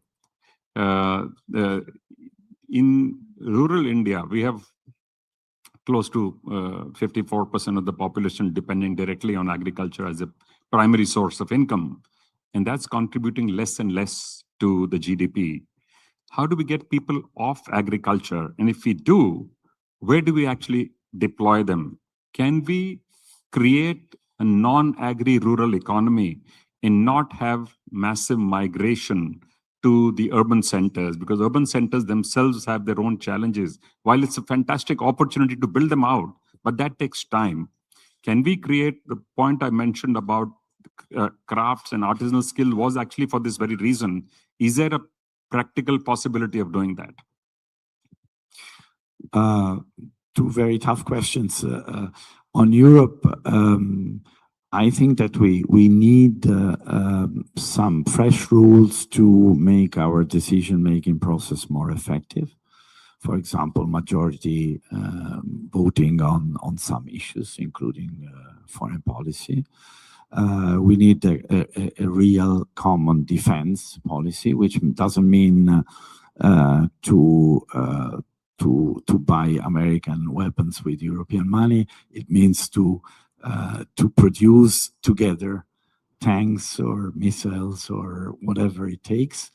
And I think that, talking in general terms, we should also simplify the structure because people don't understand very well, even inside the president of the commission, the president of the council. So having one figure elected directly, as well as a parliament that has a legislative initiative, which is not the case for Europe. So there is a problem of rules and reforms. I'm quite confident because Europe has always been like that, and we had made a tremendous headway, and this stimuli will push us towards reform. And I'm not so pessimistic. Of course, there are divergences, but our motto is exactly the one of India: is united in diversity. And I do believe that there is a European conscience and awareness in the European populations. Shamika? So Sunil, if you look at the data, majority of migration happens within the district from the rural to the urban centers. In fact, if you look at satellite data, unlike the census data, which is now 15 years old, India is anywhere between 67 and 70% urban already, which is why the next big phase of growth for India has to come from urban planning. It has to. And our urban centers are no longer big cities or even tier 2 or tier 3. They're really the tier 4s and the peri-urban, or now what we call urban, and so on and so forth. So the quality of life improvement and the new opportunities in terms of work and so on will happen when we begin to first bring about all of these reforms which are linked with urbanization. In some ways, it started with the announcement of the Urban Fund, which is a lakh crore. Of course, that is just finance part of it, and even that is not enough. Eventually, one structural constraint right now that we have to overcome is the fact that many areas want to remain panchayats. Because National Rural Employment Guarantee Scheme, National Rural Livelihood Mission, National Rural, there are just so many schemes focused on rural areas that loss of the rural tag is seen as a loss of power and wealth and so on. In fact, to most of you, since we are sitting in NCR, the millennial city of Gurgaon was being governed by panchayats until 2008. And you know what had happened till 2008, Gurgaon was already a city. But the administration was still panchayats.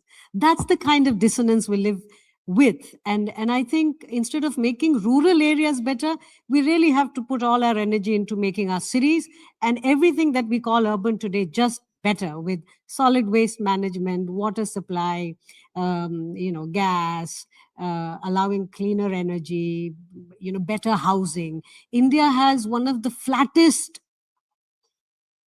cities living. Like, it's barely, our average is less than 10 meters, right? If you compare with any of the other emerging markets, they're like 10 times as much. Forget New York and Tokyo. So there is a lot of growth still going to happen. And I think the next phase of CapEx that we are going to see from the government as well will no longer be intercity connectivity, highways and ports and so on. It's going to realign, go towards cities, within the cities. I know that we are out of time, but just 2 tweets. One is on this. For example, countries like Italy, we are the country of bell towers. We have a lot of cities, can be an interesting partner for urban services, urban planning, and quality of life of new urban developments. And second, you are the flag bearer of Global South. We should collaborate more and more in third countries, mainly in Africa. We have, as Italy, a very ambitious program called Mattei Plan that is peer-to-peer partnerships. And I think we could do much more together, spanning from water management, precision agriculture, biofuel, artificial intelligence. For example, we created a hub in Rome with UNDP on AI for sustainable development. And so what we do is to put our supercomputers at the disposal of the African countries to multiply the use cases and to be beneficiary, not only exploited in the AI equation. That's fantastic. We are 3 minutes, 2 minutes, 43 seconds above time. So thank you very much.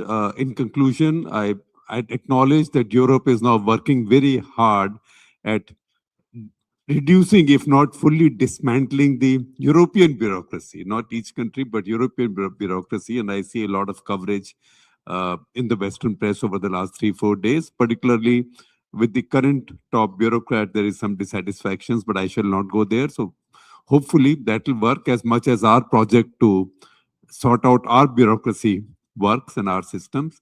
And Shamika, since you talked about moving from villages to cities and people still having a stake in the village status, I would comment to everybody. It's all available on internet. You can Google it. The debates between Gandhi and Ambedkar on rural and urban India, and what a battle Ambedkar fought in the end to prevent Indian constitution from becoming a Gram Swaraj constitution. Because Gandhi's idea was every village is sovereign. Ambedkar's idea was every citizen is sovereign. And those are very testy debates. So I think anybody who has a stake should take a look at those. Thank you very much. Thank you. You've been a great audience. And of course, my panelists were chosen because they are stellar. Thank you, Shekhar. Thank you. A big, big thank you, His Excellency Antonio Barcoli, Dr. Shamika Ravi, and Mr. Shekhar Gupta for that fantastic conversation on the changing global order and India's place with it. Let's give them a big round of applause, ladies and gentlemen. And with that, I would like to request Mr. Yogesh Munjal to please join us on stage to present a small token of appreciation to our speakers, please. His Excellency, if you could please stay back with us on stage. Dr. Shamika, can we please have you center stage? We would like to present a small token to extend our gratitude towards you. Thank you.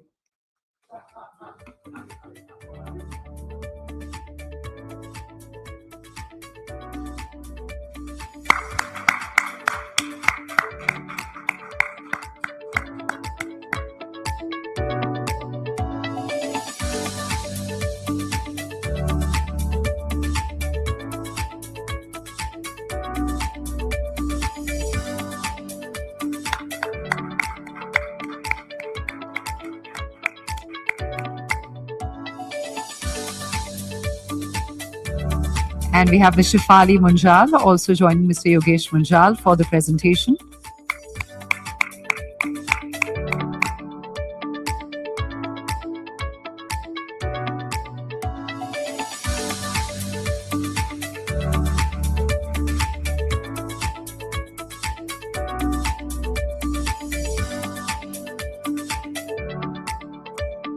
A big thank you to our panelists once again. Thank you so much, Mr. Munjal and Mr. Fali Munjal for doing the honors.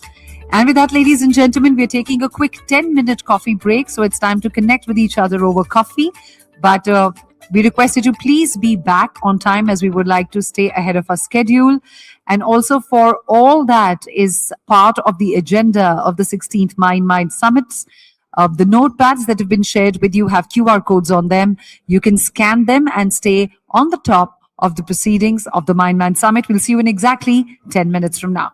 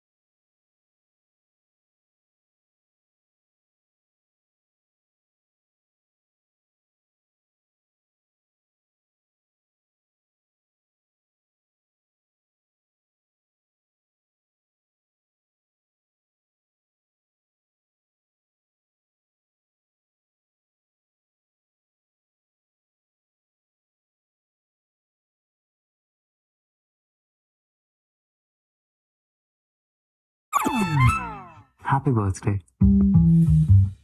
It's eggless. Parker, the right gift. Riya, happy birthday. Thank you gift voucher इससे कम thoughtful और personalised कुछ नहीं मिला Riya, happy birthday. इससे ज्यादा thoughtful और personalized कुछ नहीं मिला. Parker, the right gift. Personalize it.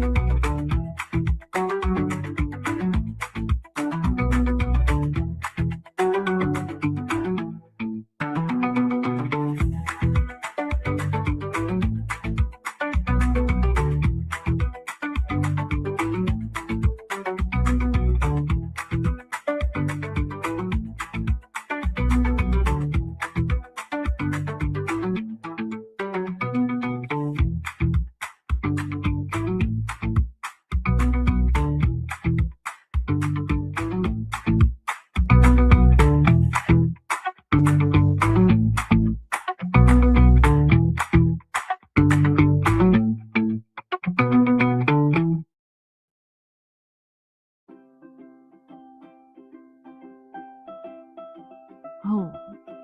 It's more than just a place to stay. It's where your heart finds its own way. Kindness flows without a cause, and quiet talks deserve applause. It's where new life begins to grow, with gentle roots and feathered glow. A hug of comfort at the end of day, with furry love that leads the way. Even clumsy steps become a trend when joy and love refuse to end. Laughter echoes through the air as colors swirl with love and care. It's where love stays, though time may fly. A place where hearts never say goodbye.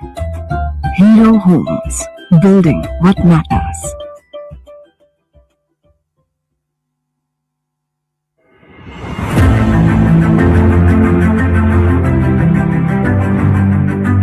Under the leadership of Honorable Prime Minister of India, Shri Narendra Modi, and Honorable Chief Minister Yogi Adityanath, Uttar Pradesh has emerged as the crowned jewel, redefining growth at scale as India advances.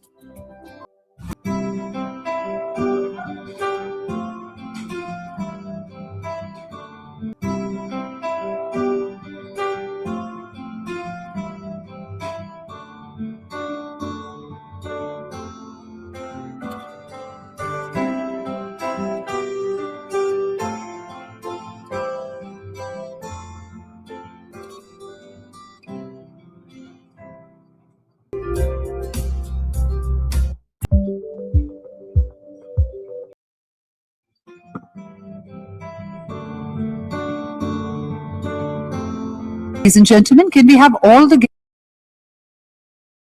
towards the hall and take your seats as we are about to get started with the next session, please. Also, quick reminder to please put your phones on silent mode once again so that we can have a smooth flow for the rest of the day. Can we have all the guests standing close to the doors? Please come inside so that we can start shortly.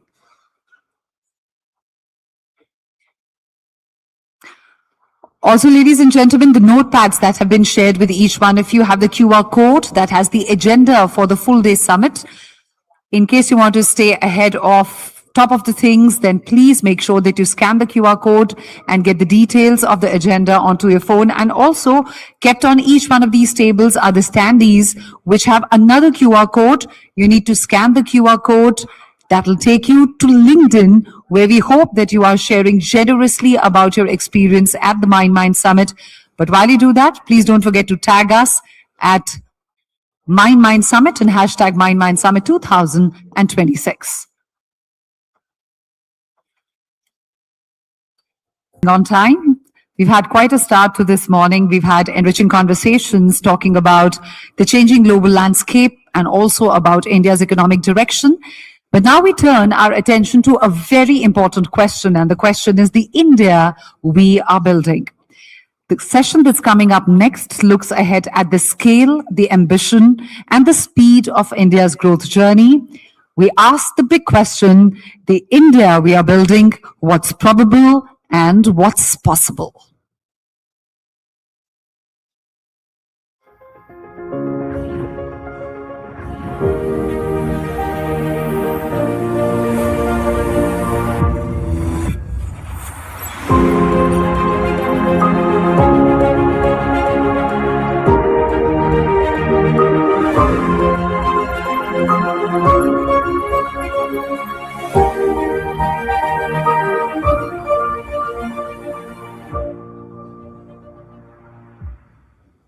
And we have an exceptional lineup of speakers to take the session ahead. Ladies and gentlemen, please put your hands together as I invite the very first panelist for the session onto the stage, someone who's driving HUDCO's role in supporting India's infrastructure ambitions and the vision of Viksit Bharat 2047.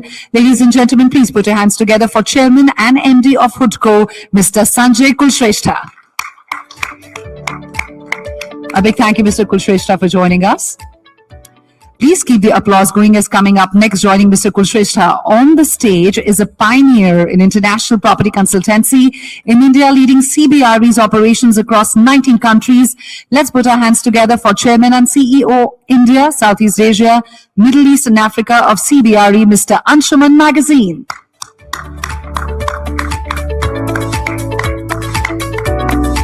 Thank you, Mr. Magazine, for being here with us. Our next panelist for this session, ladies and gentlemen, is someone who is making education accessible to all. So we're trying to cover a diverse spectrum of industries here. He's someone who's connecting mentors to the needy through his noble Each One Teach One projects. Not just that, he's someone who's been elected an MP to Lok Sabha at the age of 28. Please put your hands together for Tejasvi Surya.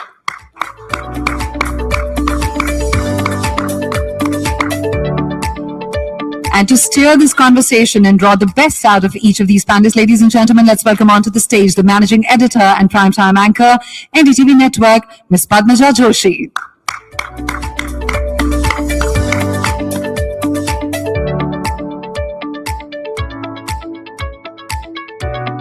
Over to you, Ms. Padmaja. Thank you very much.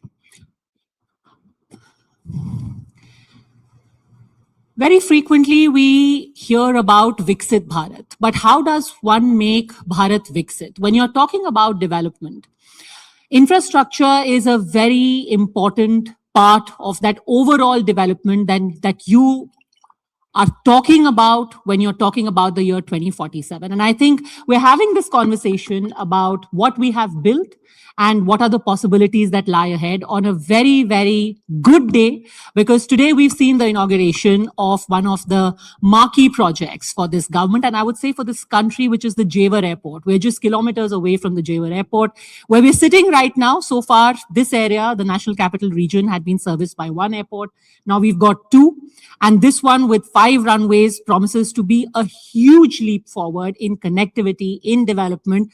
So when we're talking about development and the policy around it, let me start with you, Tejasvi Surya, because coincidentally, the first commercial flight that will take off from Jewar Airport is going to be going to your city, Bengaluru.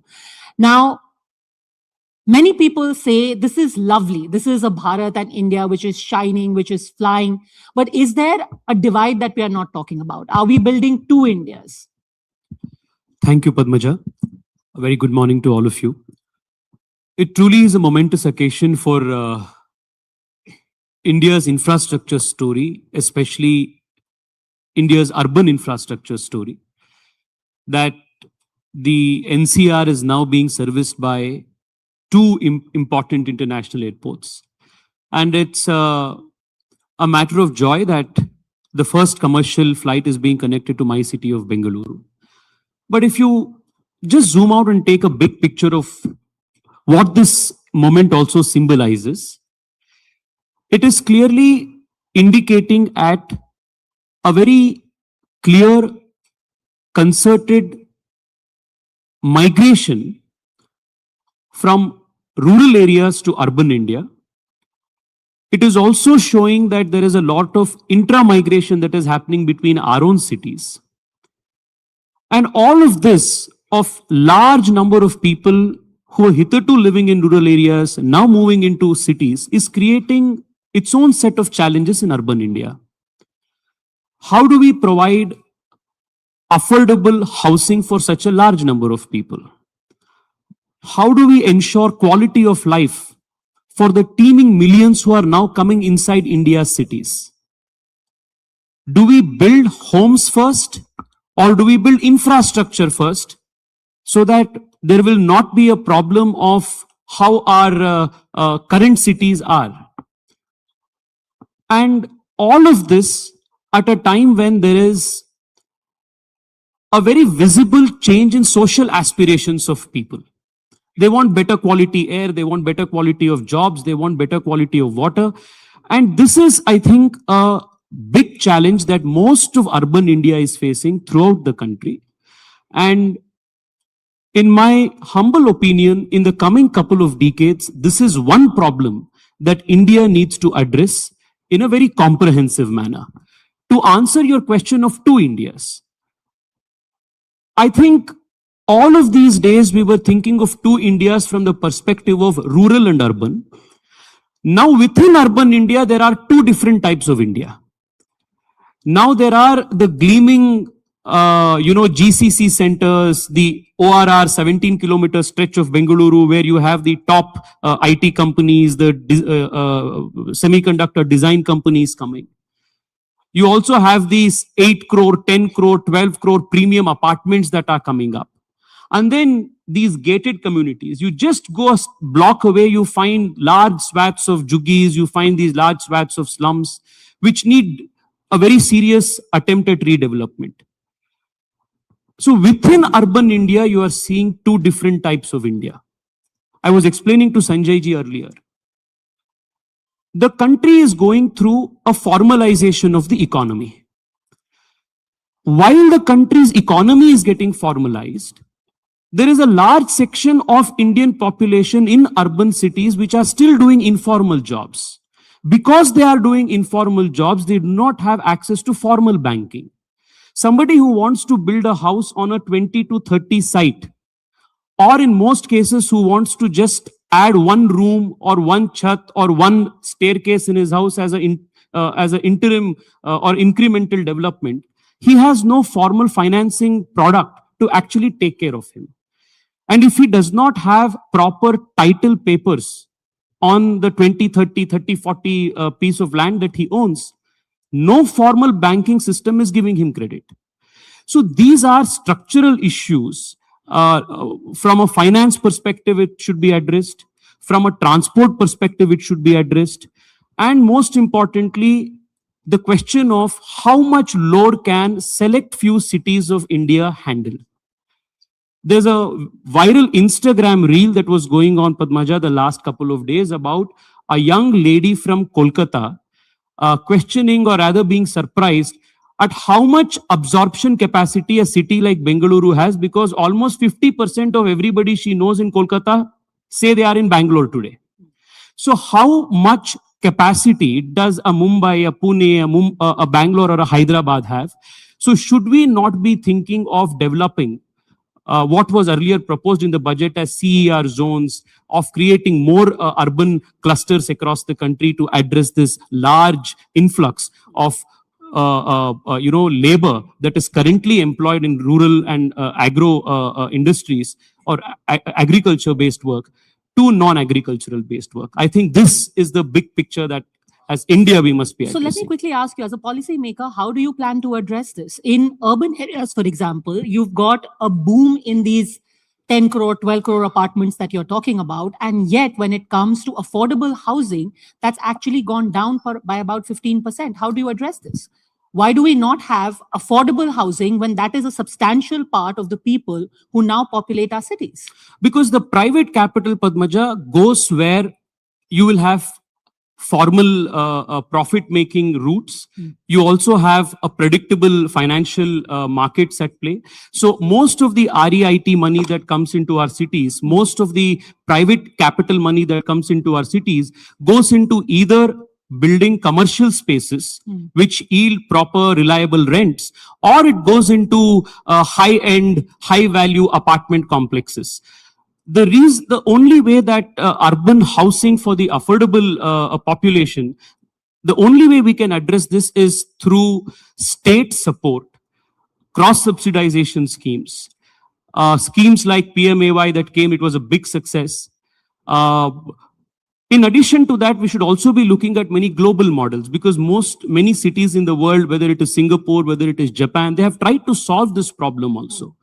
I come from Bengaluru, Padmaja, and we are facing one big problem. The city has developed in so many different parts, which was a small city. Now there's a huge urban sprawl. Now, the challenge is, how do you connect that part of the city, which has now organically grown over the last 10, 15 years, into the core of the city where the jobs are? So can we look at a model like in Japan, where either the rail companies are the real estate companies, or can we empower metros to actually look at real estate land capture value? Can we take transport-oriented development even more seriously? So these are very serious questions that we must be addressing, because unless you build infrastructure first, unless you build the roads and the metro connectivity first, unless you put the sewerage lines and everything first, you cannot be building homes first. The problem is the economic pace at which the migration is happening, the influx of people into cities is happening, and the infrastructure catch up. There's a huge mismatch. So I think that is a challenge that needs to be addressed. And how do we address this challenge? Anshuman Magazine, you were speaking about the Japan model earlier. Can that be replicated here?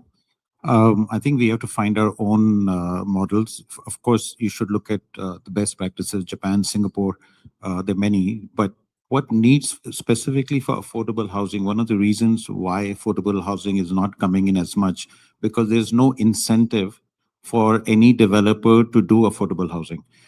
It's so difficult to do development already. There's so much brain damage. They would rather do a smaller project at a high end and get the return because the effort is the same than do affordable housing. So first and foremost, how do we, if we have to, there could be government schemes, no doubt.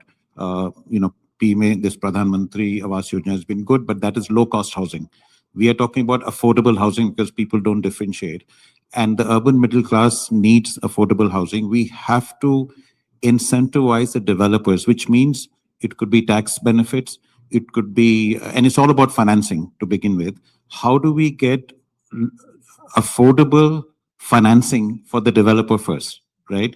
And how do we give incentives, be it taxation, whatever, to the developer? How does he get access to land at a competitive cost? But leave alone land, that's another discussion. But the key is affordable financing for the developer, and then affordable financing for the consumer, because you have to create consumption. One of the reasons, again, it's not coming in is because a lot of our per capita income is low relatively, and people cannot afford affordable housing also. How will they afford it if they get loans at a lower cost? Now, there are government schemes which are there. So what I'm saying is, in short, is that if a developer gets tax benefit, and if we move from a mindset, or anybody else, any institution who wants to do affordable housing, we should say, look, that person should get enough incentive, move from the mindset, oh, the person is making too much profit.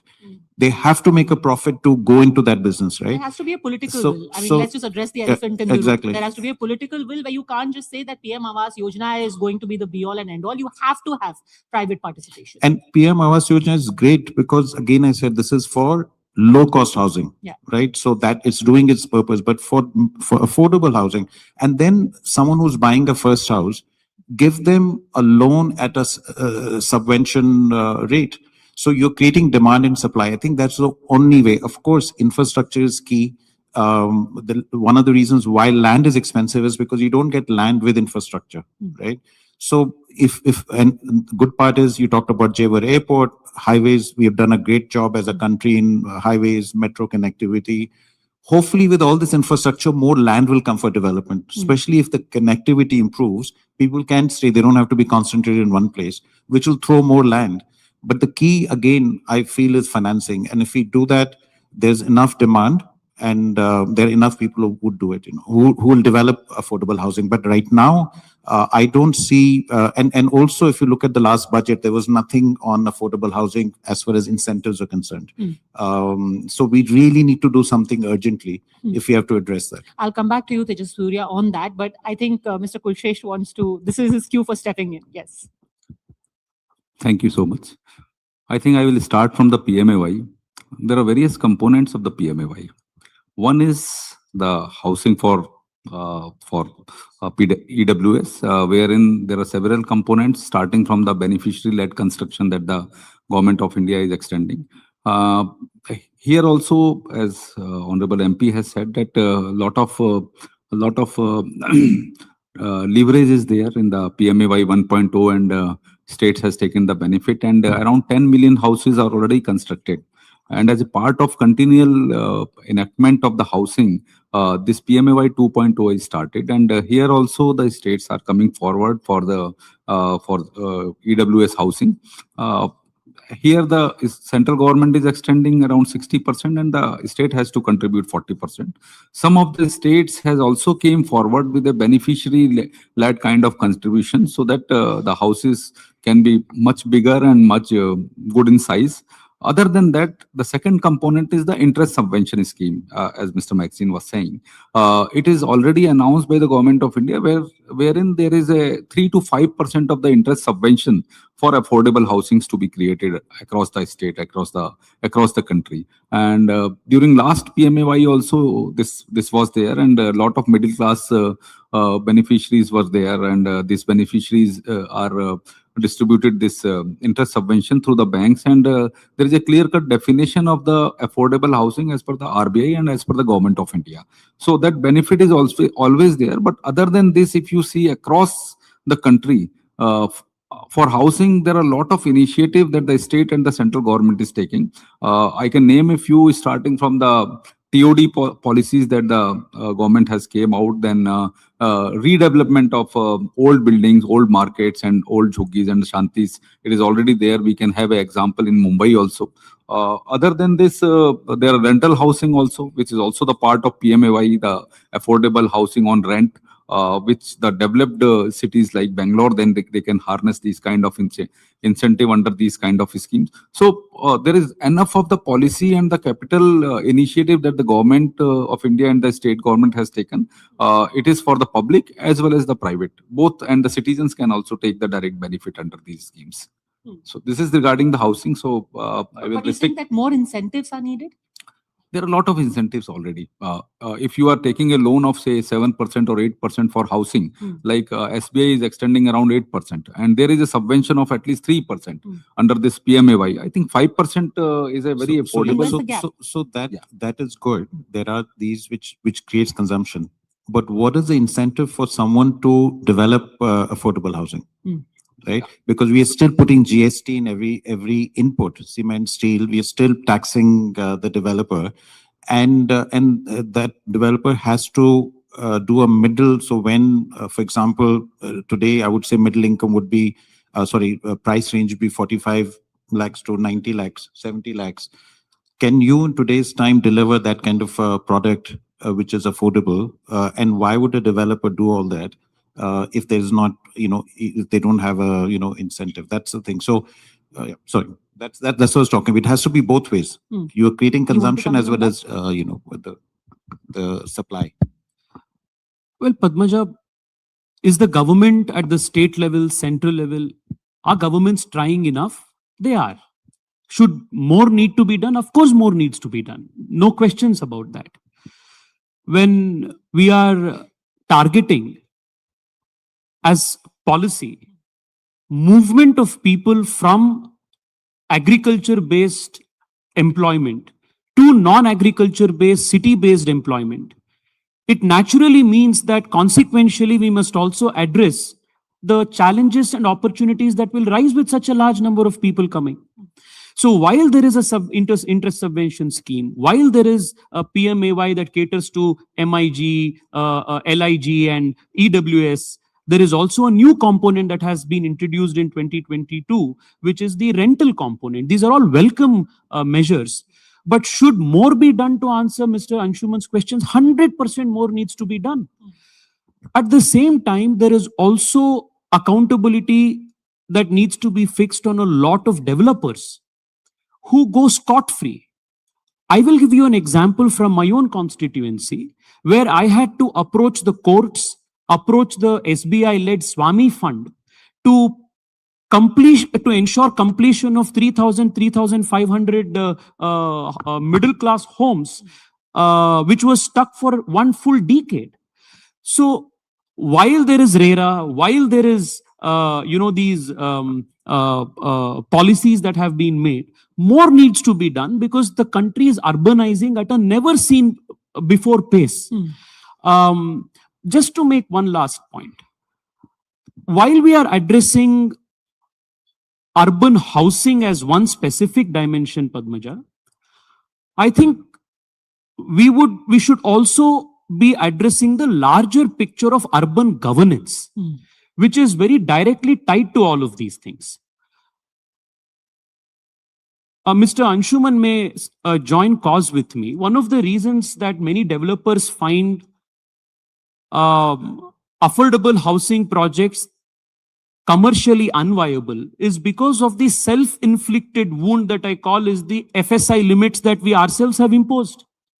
In a city like Bengaluru, when you are spending 20 to 25,000 crores on one 12-kilometer or 15-kilometer metro line, why are we not incentivizing developers around that place to increase the FSI? And who controls the FSI? The local corporation controls the FSI. In a city like Bengaluru, in the last 6 years, we don't have a local corporation. 6 years this may come as news to people sitting here in Delhi. A city of the size of Bengaluru, which has 1.4 crore population, is being led by one bureaucrat. So I am actually moving a private member's bill in the coming parliament session, asking for time. We don't have accountable, powerful, responsible mayors or mayor in councils. There's a Niti Aayog draft legislation that is in the works, which looks very promising, which looks at addressing all of these issues. And last point, I have earlier mentioned this, I'm repeating this again because this is a very serious issue. While we speak of somebody who takes a 7% housing loan from SBI and gets an interest subvention for 2% and he gets a 5%. There is a large section of people coming into the into the cities who have no title paper. He will never be a customer for Mr. Magazine's apartment. So where do you give him, which is the financial product that is giving him the financial muscle to buy a house? These are actually the challenges. Yeah, just for clarity, I'm not a developer. But I'm just saying, sorry. I just want to broad base this argument because you spoke of urban governance and we've spoken of infrastructure. Housing is just one part of it. Are all the other components even keeping up? Now look at the classic example. We have got this airport in our vicinity, which is going to bring in an influx of tourists, we are being told, into Western Uttar Pradesh. Do we have the infrastructure to keep up with this influx? Do we have the infrastructure, the forward-looking plan to keep up with the number of people who will now be settling in, say, in a greater Noida or a Noida or even an Agra and Mathura, because now they're going to be extremely close and serviceable by this airport? I think the two areas you mentioned, which are extremely important, one is FSI, that should be increased, but that's a longer discussion. The other thing is urban governance. And the biggest challenge we are facing as a country, we have to build capacity at every level, from municipal level to the state level, city level. Even if we have the financing, which I think is extremely important, can that money be dispersed at the municipal level, or like I said, a city level or a town level? We just do not at the government level have the capacity right now, right? And the training of them and a lot of times you can get funding. Everybody talks about public-private partnership. private capital will not go to any place where there isn't proper governance, transparency, and you have clear that you're investing, this is the return, this is the exit, right? So, but that's a long discussion. And yes, that should be done in an urgent basis. I just want to share some positive statistics with all. India has got many problems, but then many positives have happened. What we have seen in last decade in India, of course, we've not seen before. In last 5 years, if I look at the other parts of the city, in last 5 years, sorry, I yep, 100 and where did that stats go? Yeah, if I look at the if I look at the office sector, right, in the top 8 cities, 327 million square feet of office space is coming, right? But in top 8 cities. In 2026, we will touch 1 billion square feet of office space in India in the top 8 cities. 1 billion square feet, right? And 30% of this billion square feet office space has come in last 5 years. So you can imagine how much construction has happened in our country. But if you look at the other side, like I was sharing with you, Tokyo has 1 billion square feet of office space. So one end, we have gone through a tremendous built out in India since last 10 years, 5 years, and which is unprecedented. But we are so far behind other countries that we need to speed up. So logistics, I'll just say warehousing, more than 200 million square feet has come in last 5 years. If I look at investments, there's $52 billion have come in real estate in the last 5 years. And can you imagine the amount of built out which is happening in India? I don't think because in other cities you see big cranes going around. You may not see that in India, but besides office, logistics, and what do you call it, residential, there's education sector. There's so many schools and colleges coming up. You look at hotels. Finally, since last few years, there's a big built out in the hotel sector. You look at health sector. There's so many hospitals and tertiary clinics and everything coming up. So there's massive, which is built out happening in India, which is not really as visible. We monitor it as a company every day. What is the factor behind it? What do you think are the factors behind this sudden boom that you've seen in the last 5 years? So for example, in office, it is definitely global capability centers. India is the technology hub of the world, and global capability centers are here to stay. India has the demographic dividend. So we have moved from, that cost arbitrage to skill arbitrage right now. So that is happening. Logistics is because of, so everywhere there's more investment coming in. But my point is we are still behind. And again, coming to cities very quickly, this one stats are like, if you look at China, the number of cities in China, which is more than 2 million population, is over 100. In India, it's like maybe 40, right? More than 5 million, there are 45 plus to 50 cities in China. In India, it's 2025. So till the time that urbanization you talked about, we are urbanizing at a fast pace, but not fast enough.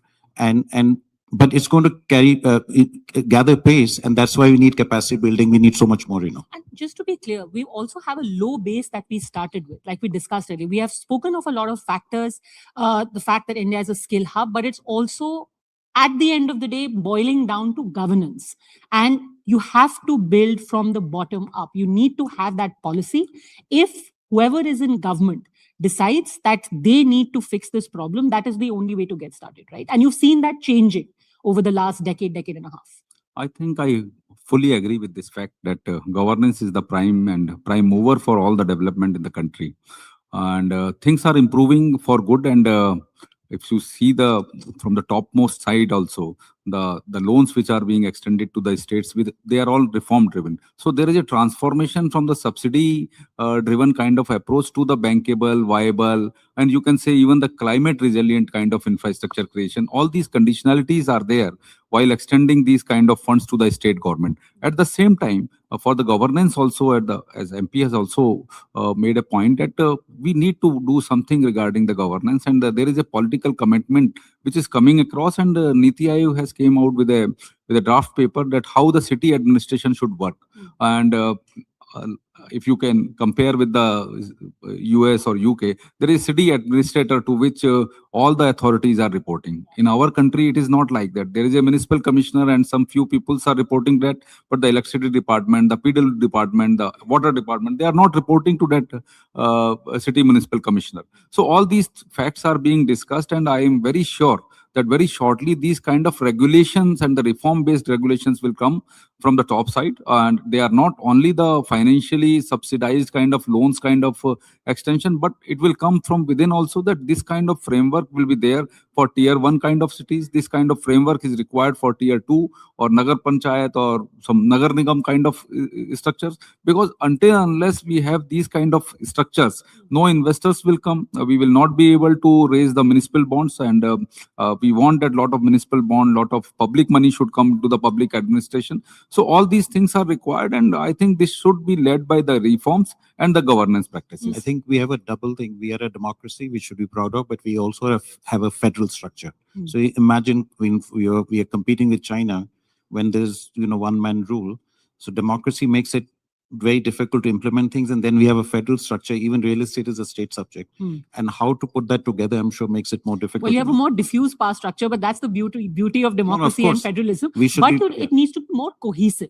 It can be diffuse, but it needs to be more cohesive. And the other thing is that you need to develop more such cities where people can find work. For example, right now, you've got cities like Delhi, Mumbai, Bengaluru, Hyderabad, which are taking on a lion's share of the load. People from smaller cities, tier 2, tier 3 cities are going there. How do you ensure that this inordinate amount of load that you are putting on all of your tier 1 cities eventually over time gets diffused? Yes. Padmaja, the answer to this is not a straitjacket formula, but creation of very many urban clusters across the country, which will employ people primarily in manufacturing. I think if you introduce manufacturing in a place and the kind of infrastructure that follows it, there's a large retention capacity that it will have, absorption capacity of labor it will have. I mentioned earlier that only a few cities, 5 or 6 of them, cannot handle the large influx of the whole country's rural to urban migration. On a political side, I also feel that while municipal reforms are the must to make sure that our urban local bodies become more accountable, more financially powerful and deliverable, we must also look at delimitation of our parliament and assembly constituencies to reflect the changed urban reality on the ground. From 1971 to 2026, India's polity on the ground has had a massive transformation, but it is not reflecting in the parliament, in the committees, in the legislative assembly. So whenever delimitation happens, it will have a reflection of the changed reality and give more voice to urban issues in legislative forums, which will then translate into more political capital, financial capital flowing into all of these issues. So the future of India's political discussions will be, rightfully so, around quality of life issues in urban areas, our air pollution, our water pollution. How do we make our cities more, easy to commute? How do we have affordable housing in our cities? How do we manage solid waste management in our cities? As of today, most of these issues are practically absent in our legislative assembly debates and in our parliamentary debates because the ground reality is not being reflected there. I will give you one statistics from Karnataka. 65% of the state's GDP comes from just one city, Bengaluru. 1.5 to 1.6 crore people live in Bengaluru, but Bengaluru has only 28 assembly seats. There are 156 purely rural seats in Karnataka, where there are voters for namesake, but people are living in urban city like in Bangalore. So when there is a delimitation that reflects the ground reality in assemblies, Then you will start having these debates on the floor of the house. Then there will be a demand from the people-led demand. Then all of these things will consequently take place. Urbanization cannot be treated in a ad hoc or in a one puzzle here, another puzzle there kind of a phenomena. It needs to be done in a very comprehensive approach. We need to be catering to how do we bring people out of, if we are speaking of thinking of bringing people out of farm jobs, what are the other kind of jobs that we can make them available? It starts with that. What are the kind of skills we get? Where do we house them?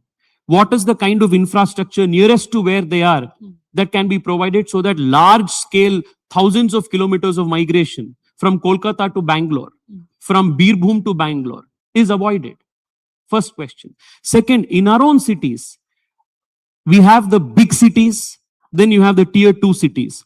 In both of these cities, how can we have better governance standards at the municipal level? He mentioned about state capacity. I had asked formally through a letter to the Commissioner of Bangalore, how many qualified transport engineers and urban planners the municipality has on its rolls. We don't have any. Can you believe it? So the whole planning of where a road hump should come, where a double-decker flyover should come, or where a tunnel road should be made, all of these are ad hoc, politician-based or contractor-led projects that are made absolutely whimsically. Our traffic signals are also judged whimsically. So the state capacity should be done. Municipal governance needs to be done. For a city like Bangalore, just around the city, we have Tumkur, Chikballapur, Mysore, all of Kolar. Can we have rapid regional transport systems so that people can come from those cities in 40 minutes, 45 minutes to Bangalore, work and go back, so that the housing pressure on Bengaluru is lessened? So the limited point is, India does not anymore live in its villages. India today lives in its urban centers. This is a policy reality, a political ground reality that we must all accept. And once that is accepted, and this whole, yesteryear idea of romanticizing village economy, say hum jab bahar aayenge, then I think all of these governance reforms will be led, and that is going to boost the country's economy and growth for the next 2 years, 2 decades. Thank you so much. But the thing to be kept in mind also is that we need more of these urban centers. Most of India is living in urban centers, and that they need to be governed and managed well. You can't just develop them as population clusters and then let them fend for themselves, like we're seeing a lot of cities. They've turned into an urban mess. You've got a huge population pressure, but you don't have the infrastructure to keep up with it. You want to weigh in on that? Yes. No, I think I will again. Please, after Sanjay. Yeah, please. I will come back to the topic of this. I think it was the possible and the probable. So what we were discussing there, lot of possibilities are there. And for Viksit Bharat, I think this arbitrage has to emerge. Okay, what is probable? If we work on only the probable, it will be a trend that we will be achieving. I think India can do much more because of its geographic locations, because of its population, because demand-driven markets, because lot of things. And I think we are all discussing what is possible, what we can get through governance, through financial modelings, through reforms, and whatever we can. So I think this is the question that we were discussing, and what kind of challenges, be it the climatic challenges, be it the urbanization challenges, all these things needs to be answered in a very defined and a very time-defined manner, so that whatever we are doing, it will be well planned, well governed, well sustained, and climatically resilient kind of infrastructure. Okay. I know we run out of time. The question of what is probable and what is possible, I'll just sum it up in 1-2 words. It is probable that we will quadruple our per capita income in next 10 years, but it is possible to increase it 10 times in 10 years if we do the right things, Okay, and I think we let the policymakers have the last word. What is probable and what is possible? Both are.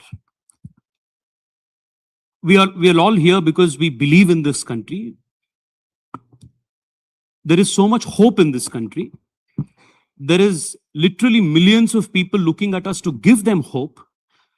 And wherever I go, I see teeming young people looking at institutional structures with hope for a better future. So what is probable?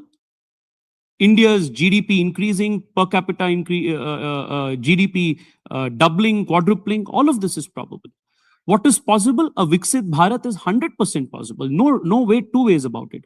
Just one point to go back to where we were saying, because this is such a passionate issue for me because I come from a city like Bangalore. We should also actively consider institutionalizing a national municipal cadre to address the whole state capacity issue.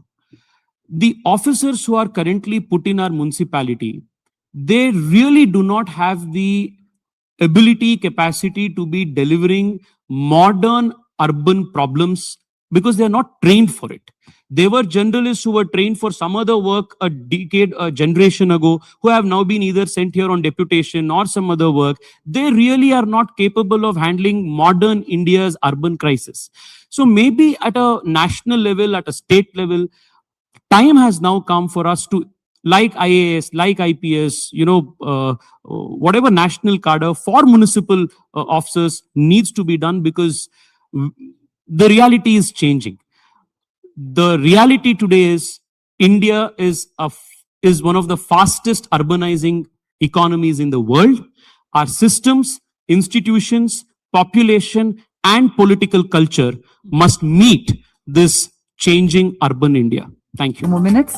We'll have Mr. Kaura present a small token of appreciation from our side. Thank you to our panelists once again, and thank you, Mr. Satish Kaura, for doing the honors. And I think all the conversations till now have very well laid the foundation for the conversation that's coming up next, ladies and gentlemen. Now, as capital seeks new opportunities and investors navigate a complex environment, understanding where money is flowing has never been more important. Our next discussion is titled Public Markets, Private Bets, Where is Smart Money Actually Going?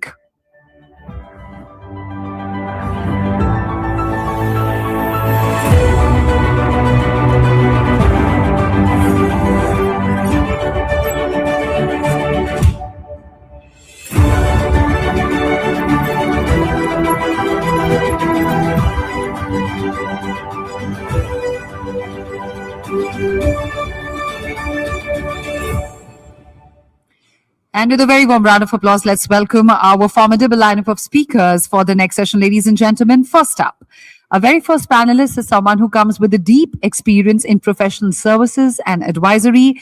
He's someone who's been closely involved in shaping conversations around business transformation, governance, and India's growth landscape. Let's welcome the chairperson of PwC in India, Mr. Sanjeev Krishan.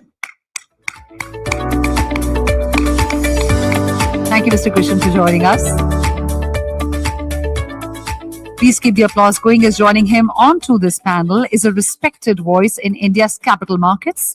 He brings deep insight into investments, market trends, and long-term wealth creation.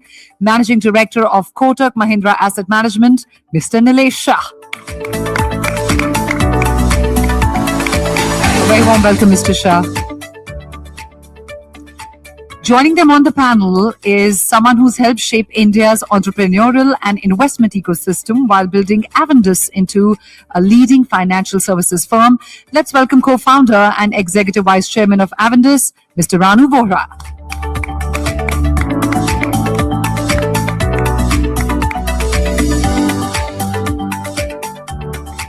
And to masterfully steer this conversation and draw the best out of the panelists, ladies and gentlemen, let's welcome the moderator for the session, Executive Editor, Political Economy, NDTV Network, Ms. Gauri Dwivedi.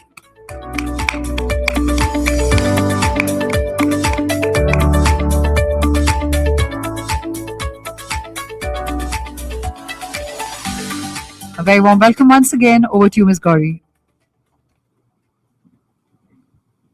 Thank you for that. Thank you so much for having me here. It's a fantastic discussion and some very important set of voices that are really reshaping and shaping the discourse. Going into this discussion yesterday evening, I had prepared a long list of questions and an idea about how we need to structure this. But then came Donald Trump and his set of announcements. And in the morning, through the course of the morning, everything that we knew about the state of the economy, the state of the world economy, markets, how capital is going to flow, all that has completely changed. And I think this is probably the most fantastic set of people to help us decode just that.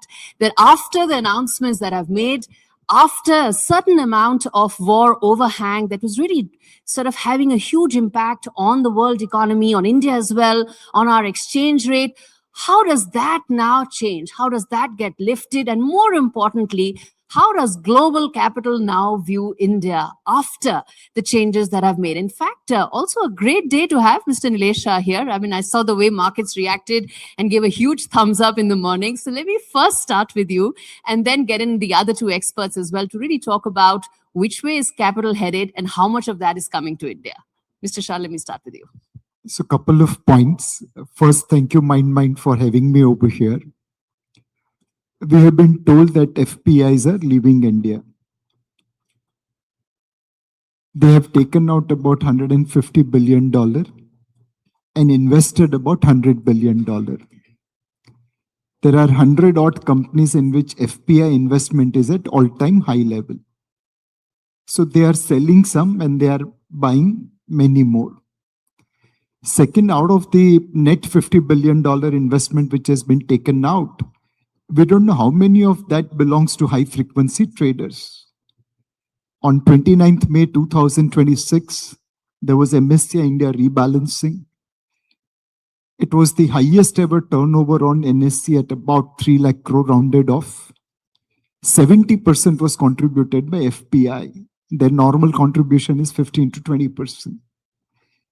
Based on the rebalancing, they should have taken out 8,500 crore. They took out 20,000 crore. Our belief is that substantial portion of that is high frequency traders. Why do we allow high frequency traders to operate in India and take so much money out? That's a question we need to ask. Second, let's come to foreign direct investment. We have been told that last year our net FDI was zero. Our net FDI this year was about 7 billion. Again, the gross FDI which India is getting is roughly about 5% of global flows, substantially higher than our share in global GDP. It's the net FDI which has been going out.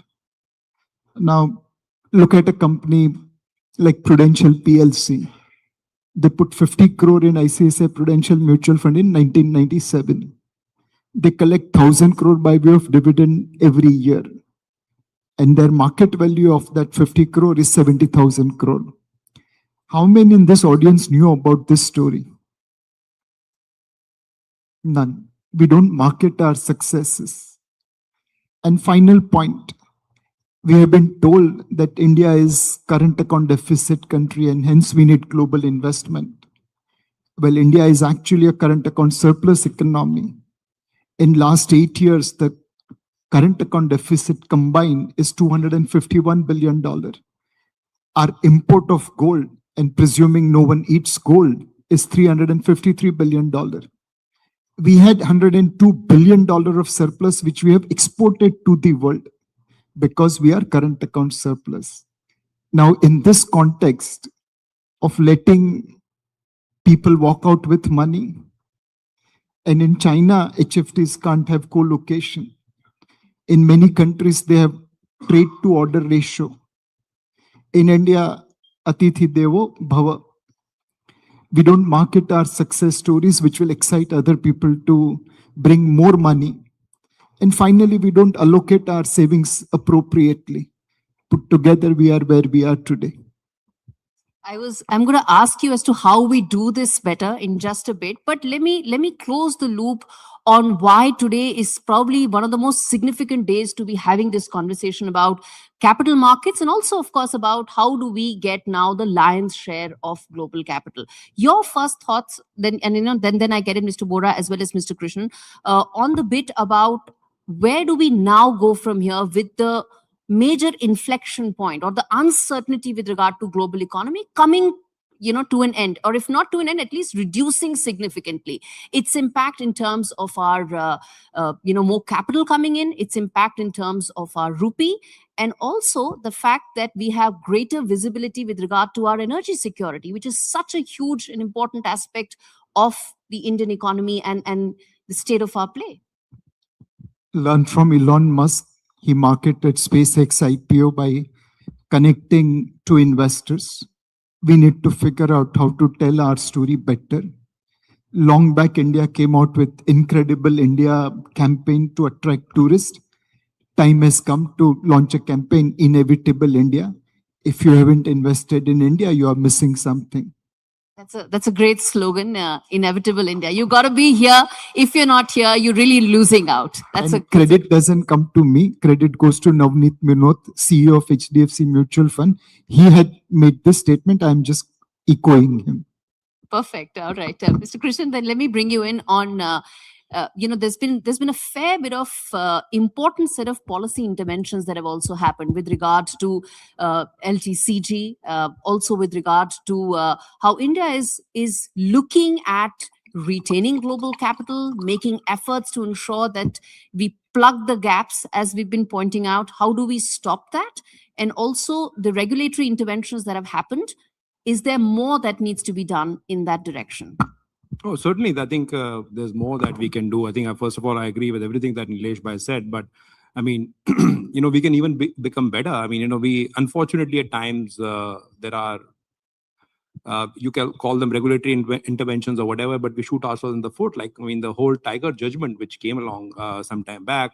I mean, we all know that investors are looking at certainty, and we are talking about that being the cause for capital to stay. Now, if you were to tell investors that the tax rate is not going to change over a 7 to 10 year period, as opposed to subjecting them to a Tiger kind of a judgment, I think there we're talking about two very different paradigms. I mean, today we're talking about interventions today. I mean, there has been this huge issue about whether the long-term capital gains tax rate that we are actually having for foreign investors is that the appropriate one, considering that it is higher than most other jurisdictions. Now, the other piece is that one has to acknowledge that there is a significant depreciation of the Indian rupee. The question then is that should we be actually computing the capital gains tax in dollar terms and then maybe converting to rupees so that, there is not a double whammy, so to speak. So I think from a regulatory standpoint, there are multiple factors. Has that been clarified, or are those still, aspects that sort of need to be looped in by the government? Need to be, I mean, those are areas which we hope will be looked at some point in time. I will also say, I mean, to the point that I started by saying, I mean, we do advance pricing arrangements, right? For, because transfer pricing, because all these tech companies are there. Why don't we do something similar for, let's say, financial investors as well? Do APAs for financial investors. It just gives them certainty that nothing is going to change and I can come in.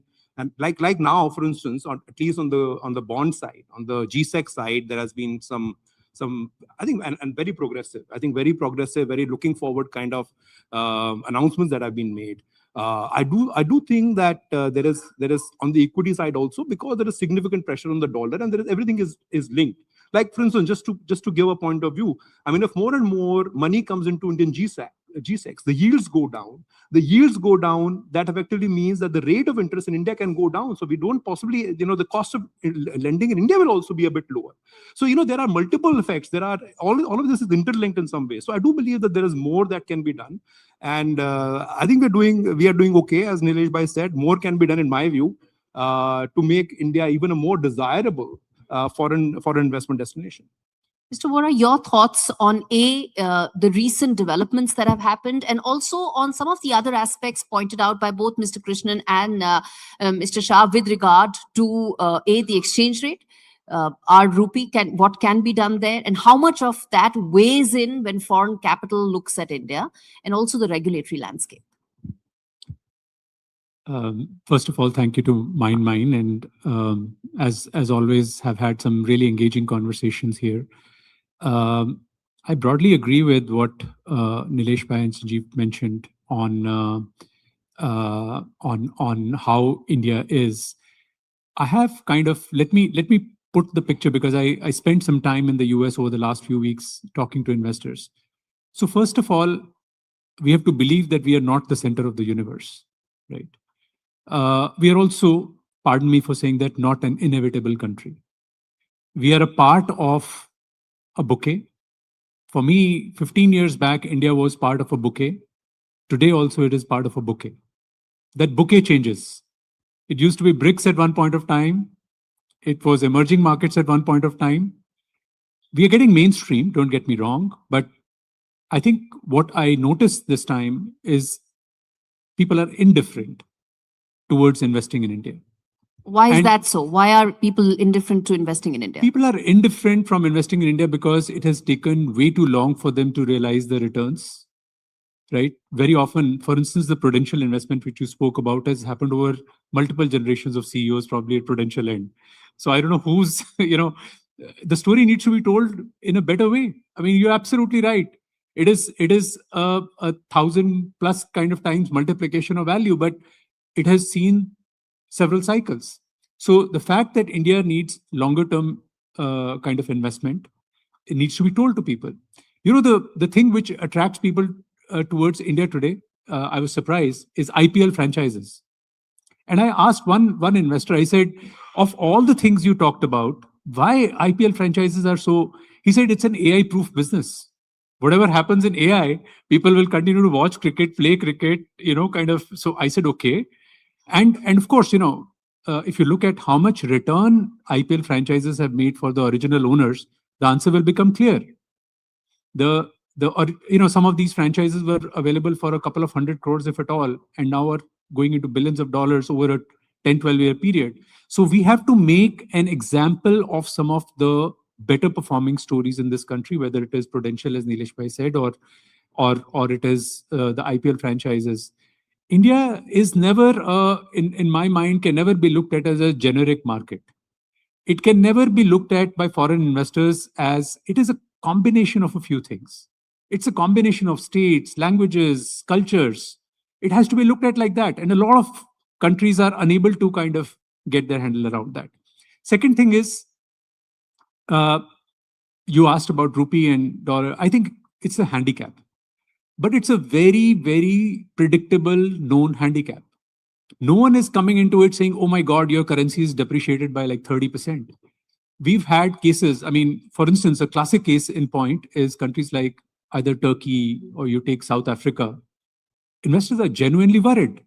However much they've invested, their best hope is to get the same amount of money back in dollars after 10 or 20 years. But let me come in there.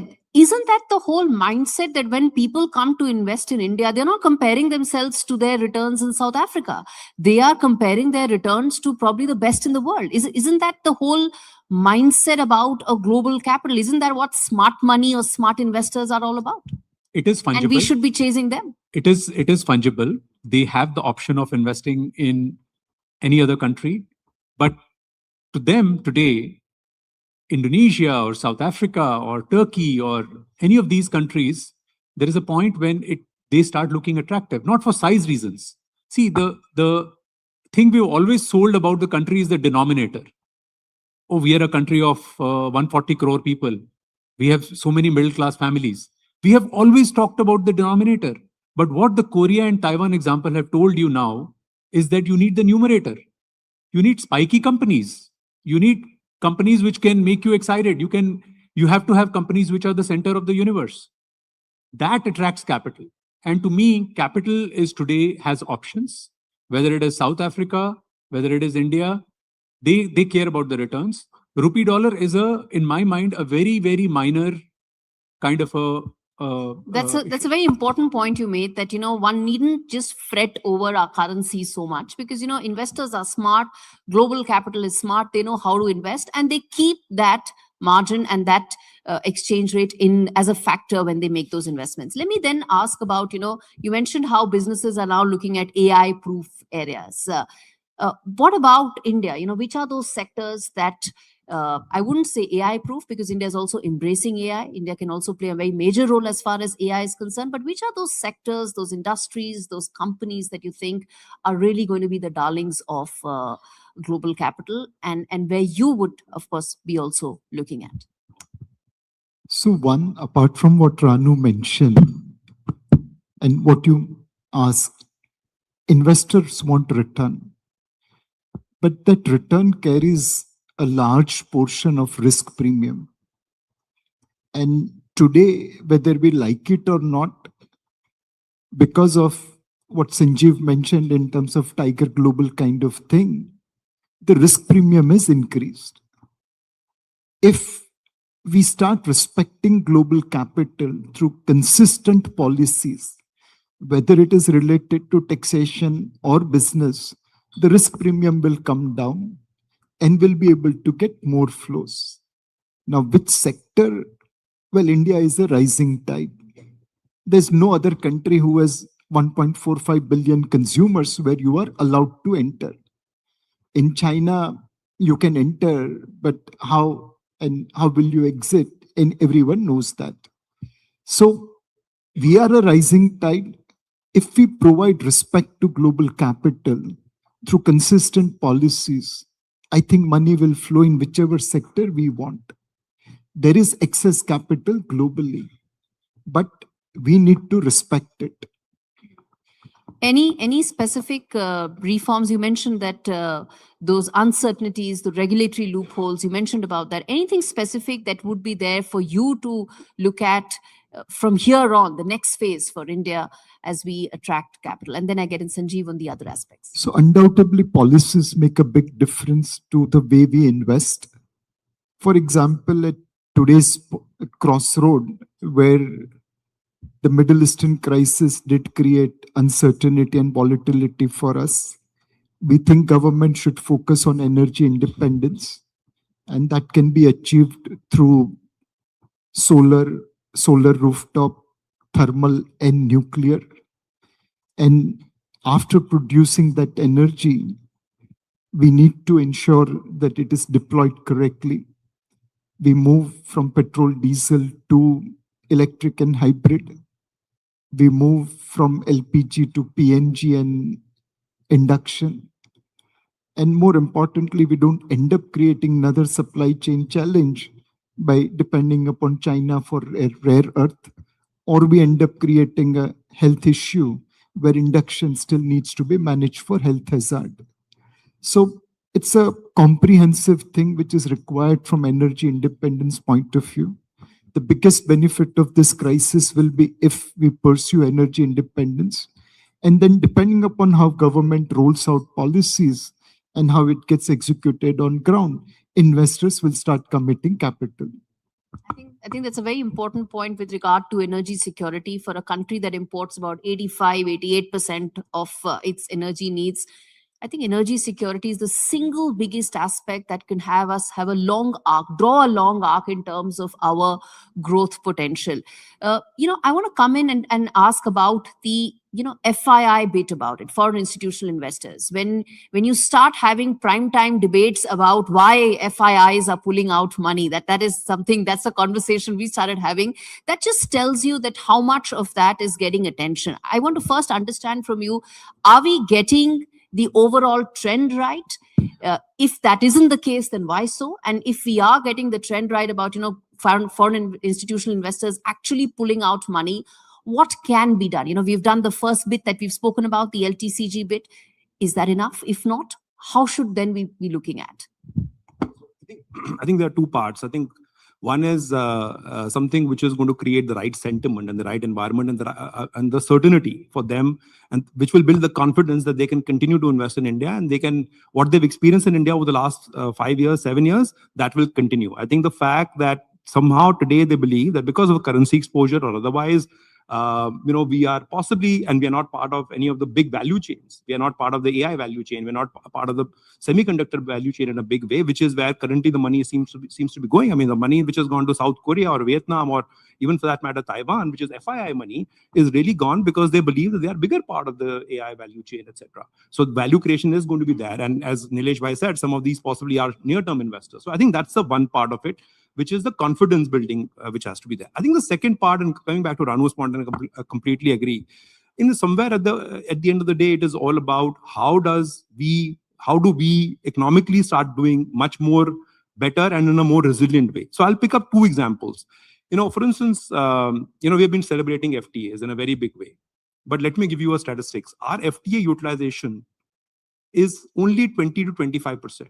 Only 20 to 25%. In the developed country, it is about 75 to 80%. Even in what we will call semi-developed countries, or maybe countries which we possibly would want to see otherwise below us, the utilization on FTA is 45 to 50%. So, I think it's great that we have done all these FTAs, etc., and possibly more is in the offing, etc. The EU one is in the offing, the US one, something will happen hopefully soon.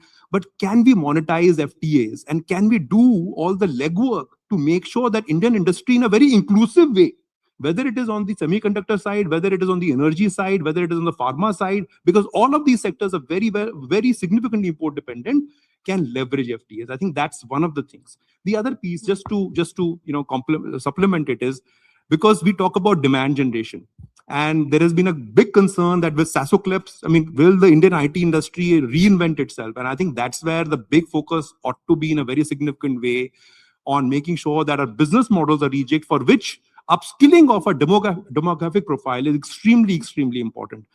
I have to say it won't happen by the apprentice scheme that we have come up with. I think it requires both the private sector, by the way. I'm not saying that it is the government responsibility alone. It is the private sector also which needs to get involved to upskill its talent so that we are able to withstand the AI challenge. I want to talk about the FTA bit, because look at the number of FTAs that we've signed. I was looking at some data. India has actually signed the maximum number of FTAs in the last 1 year, 5. You take New Zealand, UK, EU, a couple of others. We're actually at 5 FTAs. No other country in the world has done it. But that's only a job half done or quarter done, if we are looking at those statistics. How do we then ensure that the gateways that are being opened up for Indian industry actually lead to that kind of, tapping of that potential? Any thoughts there? And then I get in, Pranu, on that. I'll be very brief. I think to my mind, I think it's got to do with the fact that if you look at FTAs, we are saying that labor-intensive sectors are the ones which are going to benefit from the FTAs. The question is, do the labor-intensive sectors, which are most of it is in the MSME segment, or the medium-term segment, do they even know how to leverage the FTAs? What kind of facilitation has been done, and what kind of facilitation can be done by the government and state governments and by trade facilitating units to make them leverage the FTAs in the first place? How do I export more? How do I enhance the volumes? I think that's the one big thing. I think the FTA part is the as Sanjeev said, is the first part. I think what needs to be done in my mind is that we need to have a very, very close and coordinated movement between the government and the private sector. We need to have a list of 5 key problems which we want to solve over the next 10 years. And that should not be just be available with some minister in the government. It should be available to every citizen. If you wake up that citizen in the middle of the night and say, what are the top priorities for you as a country in the next 5 years? They should say that's the priority, whether it is energy interdependence, whether it is independence, or it is sovereign manufacturing, right? We've had a case where we actually were lower in industrialization than a lot of our Southeast Asian counterparts, whether it is Vietnam. Now there is time for us to industrialize our country, because people have realized that whether it is defense, whether it is your people who have to be skilled, manufacturing is at the core of it. So in my mind, what has to be done is the government has to lead the way. For instance, now they've taken the way in space, they've taken some efforts on the deep tech side. It needs to be supported in a wholehearted way and in an ecosystem way. Just putting some venture capital at work to a problem will not solve it. Putting 10 entrepreneurs to work on a problem will not solve it. The government needs to have a longer term. There are things which the government only can do, which the private sector cannot do. But the government has to literally, like happens in the US, they have to literally get the entrepreneurs and sit them down and say, this is what we are going to do in the next 10 years. We want you to put capital behind it. And I think that's how our country will be able to progress and do well. I think FTA to me is something which I think, one, it was pending for a long time. These FTAs were being discussed over decades. And so it's not unusual that the tariff issue faced us all to come and have a realistic view on what our arrangement should be with the other countries and sort it out. But I think the way out is to actually look at those problem areas, whether it is supply chain. Today the supply chain, the whole supply chain risk issues are very big issues. So all of those have to be pointed as problems and solved for. Okay, that's an important point. So we have about final 5 odd minutes left in the session, and I'm going to then have a rapid fire round. What's a television journalist if he doesn't talk about rapid fire questions? And so quick questions, quick answers. So let me start with you first. Nifty at the end of the year, higher or lower? I don't know. I don't know. It's not an option. Okay. If anyone knows, I'll be happy to take consultancy from him or her. Fair enough. Yes. Sanjeev, to you. Well, I mean, I think it'll be higher. I would think so. There are a lot of positive developments ahead of us, and considering the sentiment today is a bit muted, I would hope it is higher. Okay. Higher. We can't go lower than this. Fair enough. Okay. One sector you would buy and hold for a decade. Precision engineering. Okay, that's an important point. Everybody, please take notes. Yes. I mean, advanced manufacturing, which includes precision manufacturing, absolutely. I think that's what I would do as well. Advanced manufacturing, contract research and development in pharma, great sector for the next 10 years. One sector you wouldn't touch. Where governance is poor. I mean, I think it has to be governance is poor is certainly, I would say something which is purely based on Indian consumerism. I think, and which is where governance issues also come in, not too sanguine on them. Okay. I'm going to provoke the group a little bit and say IT services. It's a very tricky, very challenging sector, a lot of headwinds, and they have to come up with a plan. Yes. Wherever Donald Trump is involved, there's always enough and more headwinds. That's just one of those reasons. Yes. FIIs over the next 12 months, net buyers or net sellers? Net buyers. I expect the same. Net There'll be buyers. net buyers. Okay. Yes, there's a consensus coming in the panel. Okay. Private credit in India, opportunity or bubble forming? Opportunity. Okay. It's an opportunity, but I think we have to be very, very cautious. We don't want a situation like the US. I think it's a great opportunity, but we need the right fund managers doing it. Of course, Nilesh Bhai does that very, very admirably, but we need people like him to do it. Otherwise, it could be a problem. Huge opportunity. We are, as compared to US, we are way too small in private credit. We are just a blip. So we have a long way to go. The retail SIP investor 5 years out, rewarded or disappointed? Undoubtedly rewarded. I mean, it's hard for me to say, but I'll go with what Nilesh Bhai is saying. If he is saying they will be rewarded, amen. I think rewarded, but I'm not sure of the size of the reward. Okay, that's a fair point. Okay. One word for India's smart money right now: fearful, disciplined, or greedy? Always disciplined. I think disciplined. I think I would say fearful at the moment. So this is a fill in the blank. The biggest mistake investors are making in India today is? I'll say it in Gujarati and then convert it into English. ऊपर में लेते हैं, नीचे में बेचते, यही गलती करते हैं. Yeah, it's effectively the same. Stopping your investments and stuff like that. I mean, shows lack of conviction about the country, etc. I mean, yeah, I mean, it's a game where you are at it all the time. So I would say investors should be just at it. Final question. With the war now out, there is now expectation of oil falling as well. Do you see India's market having some sort of a re-rating, or are we maxed out? Valuation wise, I think re-rating in the near term looks difficult. Earnings growth will drive the return.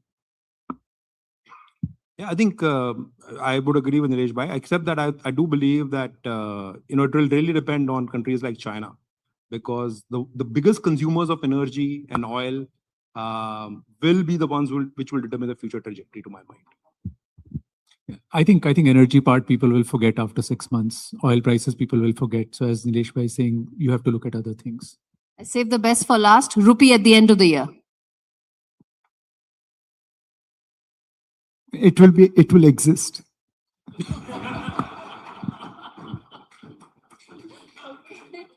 That's your cue. That's your cue, everyone. What about? Well, I mean, I think it's depreciated quite a bit. I think considering that I was optimistic earlier, I would think it should not be falling significantly from here onwards. It'll miss the century, and I'm happy it'll miss the century. Okay, it will exist. It will exist below 100. So I think that pretty much sums it up. It was a fantastic discussion. Thank you so much, all of you. We've covered every ground, and you know where smart money is headed.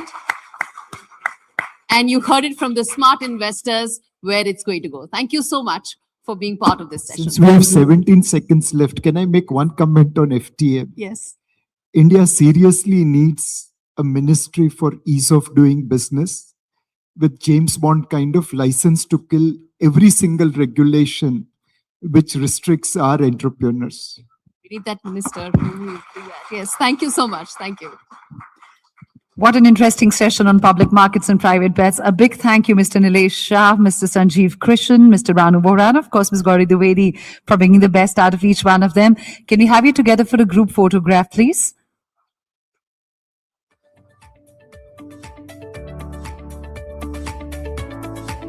And while we do that, I would like to request Mr. Sunil Kadmunjal to please join us on stage and present a small token of appreciation to all our speakers.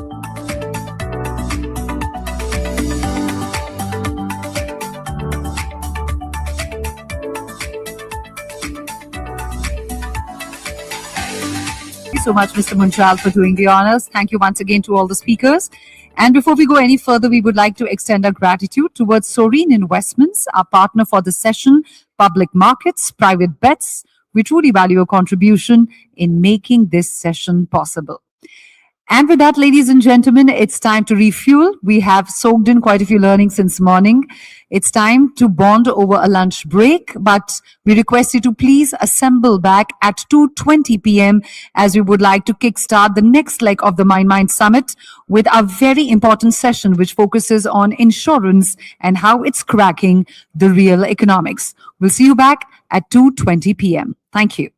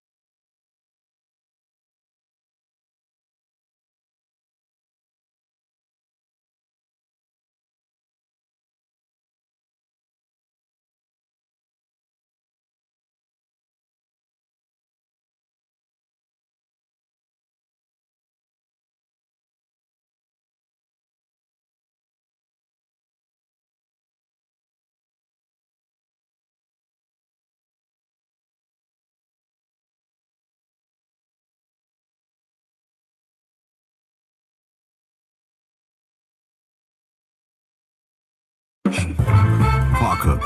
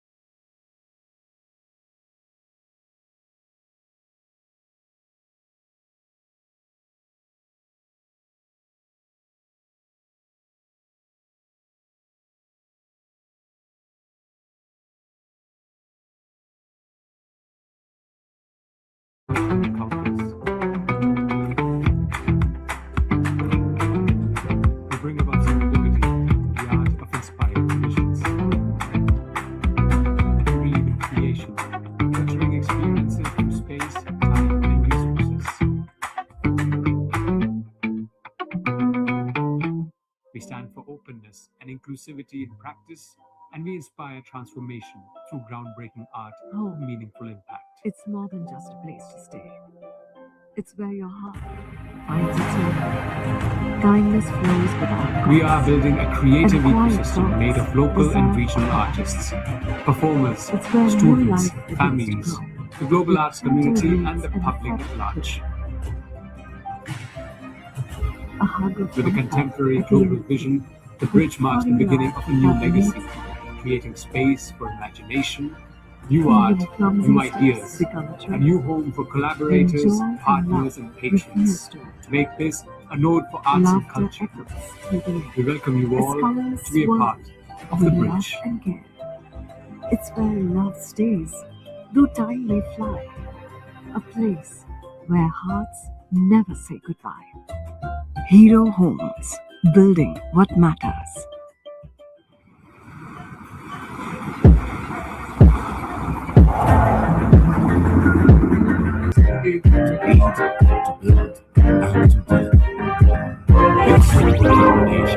Was a long-term investment. The ambition is clear.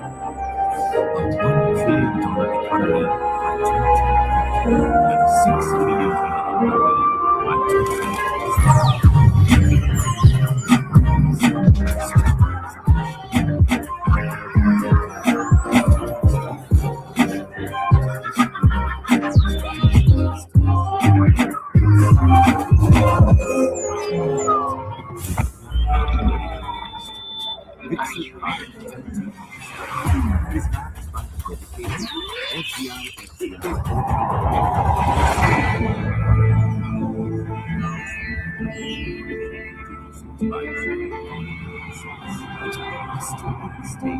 by namely global capability centers EVs, AR, IT, ITES, semiconductor, electronics manufacturing, green hydrogen, food processing, tourism,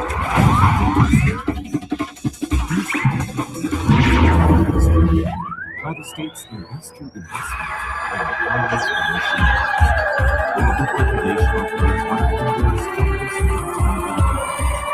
the state now boasts of the largest business with 9 operational and 13 outbound expressways, along with 16 domestic and 5 international airports. An extensive rail network spanning nearly 1,000 kilometers across 4 railway stations, access to the national inland waterway connecting the state to major ports, and located at the crossroads of national freight corridors, with preparation for a seamless national global access.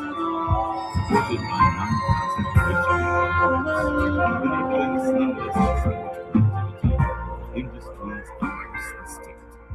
The state's leadership deeply respects the investors' work ethics and punctuality. It is this very commitment to efficiency and reliability that has enabled Uttar Pradesh to be ranked as the #1 state in the ease of doing business, driven by decisive reforms and digital-first governance. The confidence of the investor is further strengthened by 115 dedicated Udyami Mitras, providing end-to-end hand-holding, 5 sector-focused desks, and 8+ country desks, supporting international investors. Uttar Pradesh also has a clear demographic advantage in the country and is powered by India's largest and youngest talent pools, and supported by a strong ecosystem of premium technical institutions, universities, and skill development centers. Strengthened further by the Entrepreneurship Development Cell, We and believe in the Kaushal power of art Connect, to shape transformative creating a cultural future-ready encounters. workforce and enabling large-scale job creation. This We bring isn't about protection. serendipity, the art It's of inspired performance, collisions. scaling with speed. We believe in Invest creation, in Uttar nurturing Pradesh. experiences Come, through space, partner with and India's resources. growth engine. Happy birthday! Thank you! I love cosmetics. Is this PETA certified cruelty free? Happy birthday. No animals were harmed in the making of this product. Parker, the right gift. Happy birthday. Thank you. Chocolates? Sugar is the new cocaine. Happy birthday. It's sugar free. Parker, the right gift. Can I come in? Sure. Happy birthday. Wow, it's so cute. You baked it? Yeah. इसमें egg है? Happy birthday. It's eggless. Parker, the right gift. Riya, happy birthday.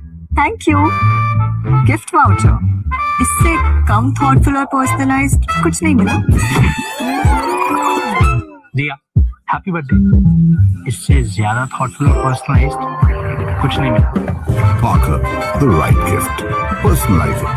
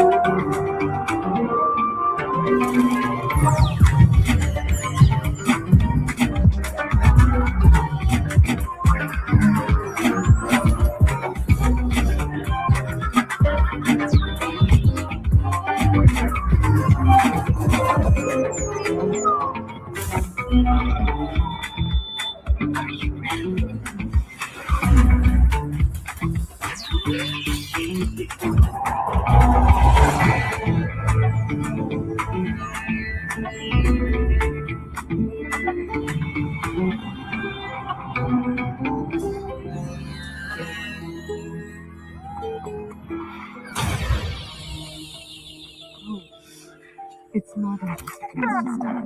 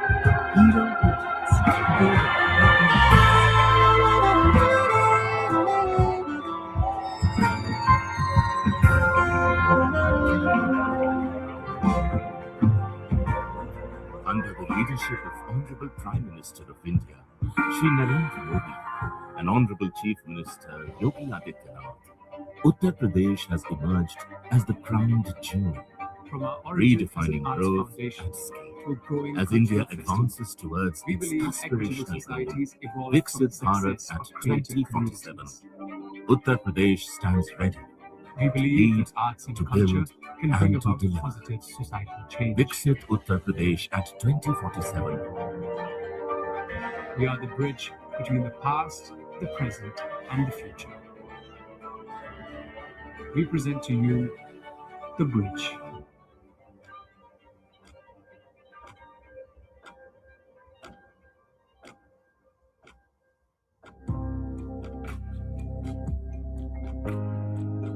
We believe in the power of art to shape transformative cultural encounters. We bring about serendipity, the art of inspired collisions. We believe in creation, nurturing experiences through space, time, and resources. We stand for openness and inclusivity in practice, and we inspire transformation through groundbreaking art for meaningful impact.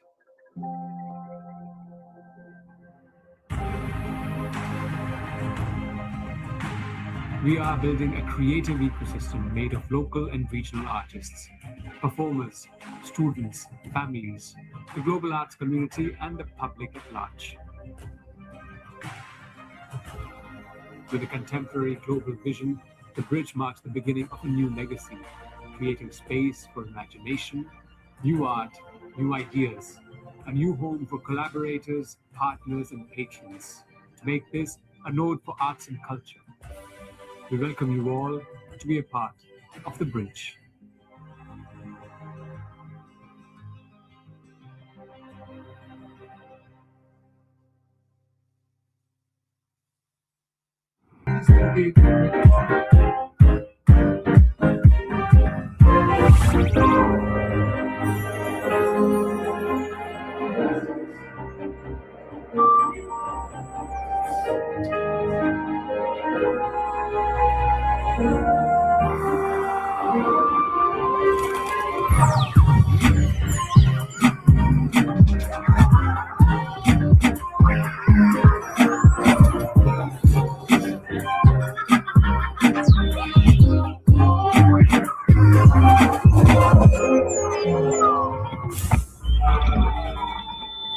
Are you ready?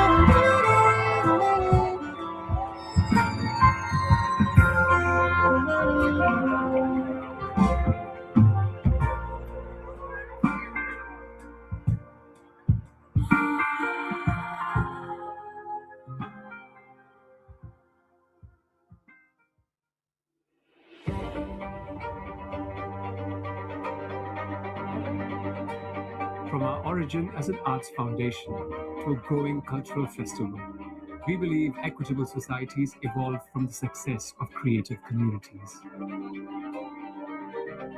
We believe that arts and culture can bring about positive societal change. We are the bridge between the past, the present, and the future. We present to you the bridge.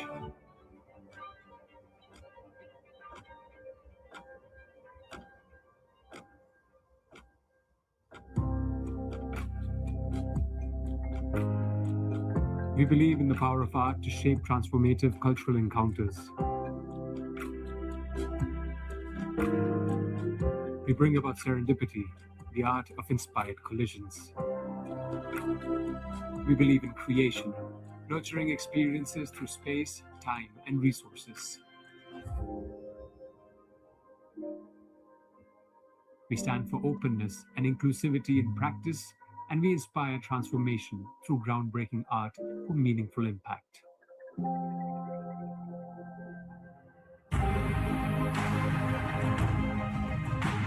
We are building a creative ecosystem made of local and regional artists, performers, students, families, the global arts community, and the public at large. With a contemporary global vision, the bridge marks the beginning of a new legacy, creating space for imagination, new art, new ideas, a new home for collaborators, partners, and patrons. To make this a node for arts and culture. We welcome you all to be a part of the bridge.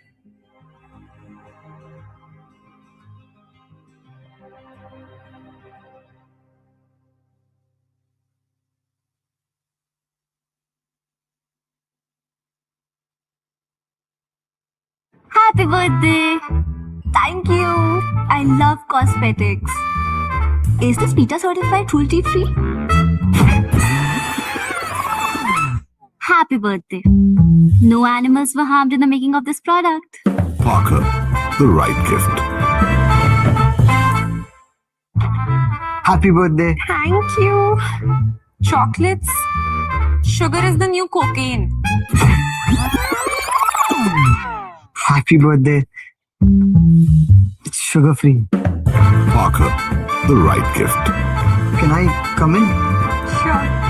Thank you. Happy birthday. Wow, it's so cute. You baked it? Yeah. इसमें egg है? Happy birthday. It's eggless.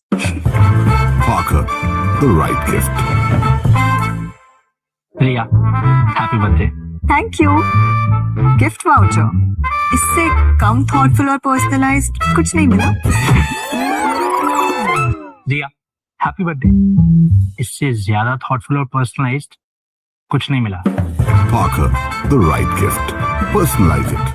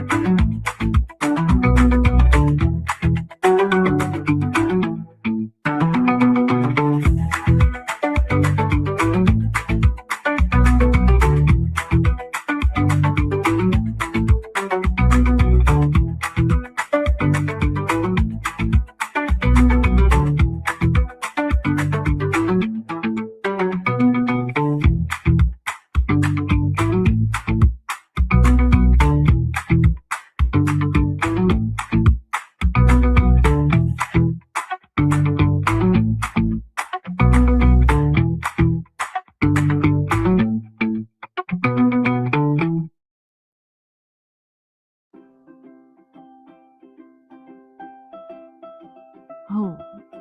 It's more than just a place to stay. It's where your heart finds its own way. Kindness flows without a cause, and quiet talks deserve applause. It's where new life begins to grow, with gentle roots and feathered glow. A hug of comfort at the end of day, with furry love that leads the way. Even clumsy steps become a trend when joy and love refuse to end. Laughter echoes through the air as colors swirl with love and care. It's where love stays, though time may fly. A place where hearts never say goodbye. Hero Homes, building what matters.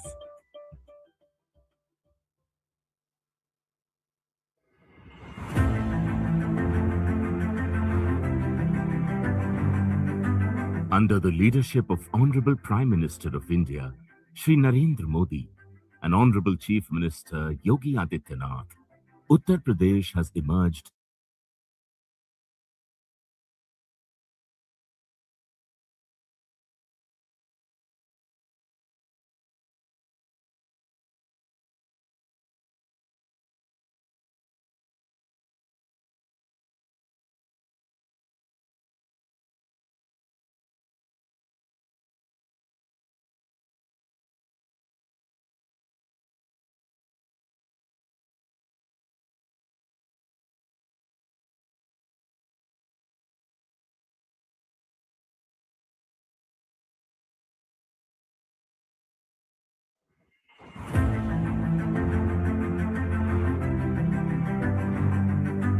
Under the leadership of Honorable Prime Minister of India, Shri Narendra Modi, and Honorable Chief Minister Yogi Adityanath, Uttar Pradesh has emerged as the crown.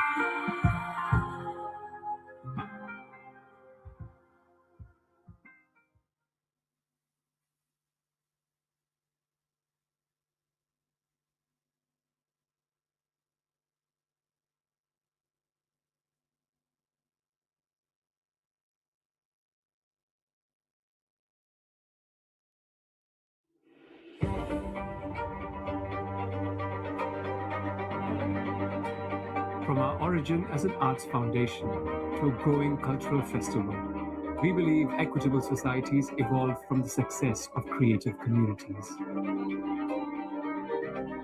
We believe that arts and culture can bring about positive societal change.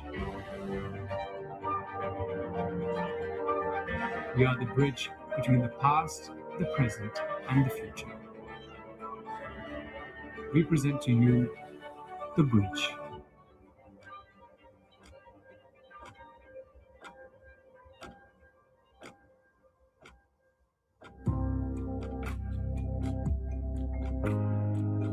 We believe in the power of art to shape transformative cultural encounters. We bring about serendipity, the art of inspired collisions. We believe in creation, nurturing experiences through space, time, and resources.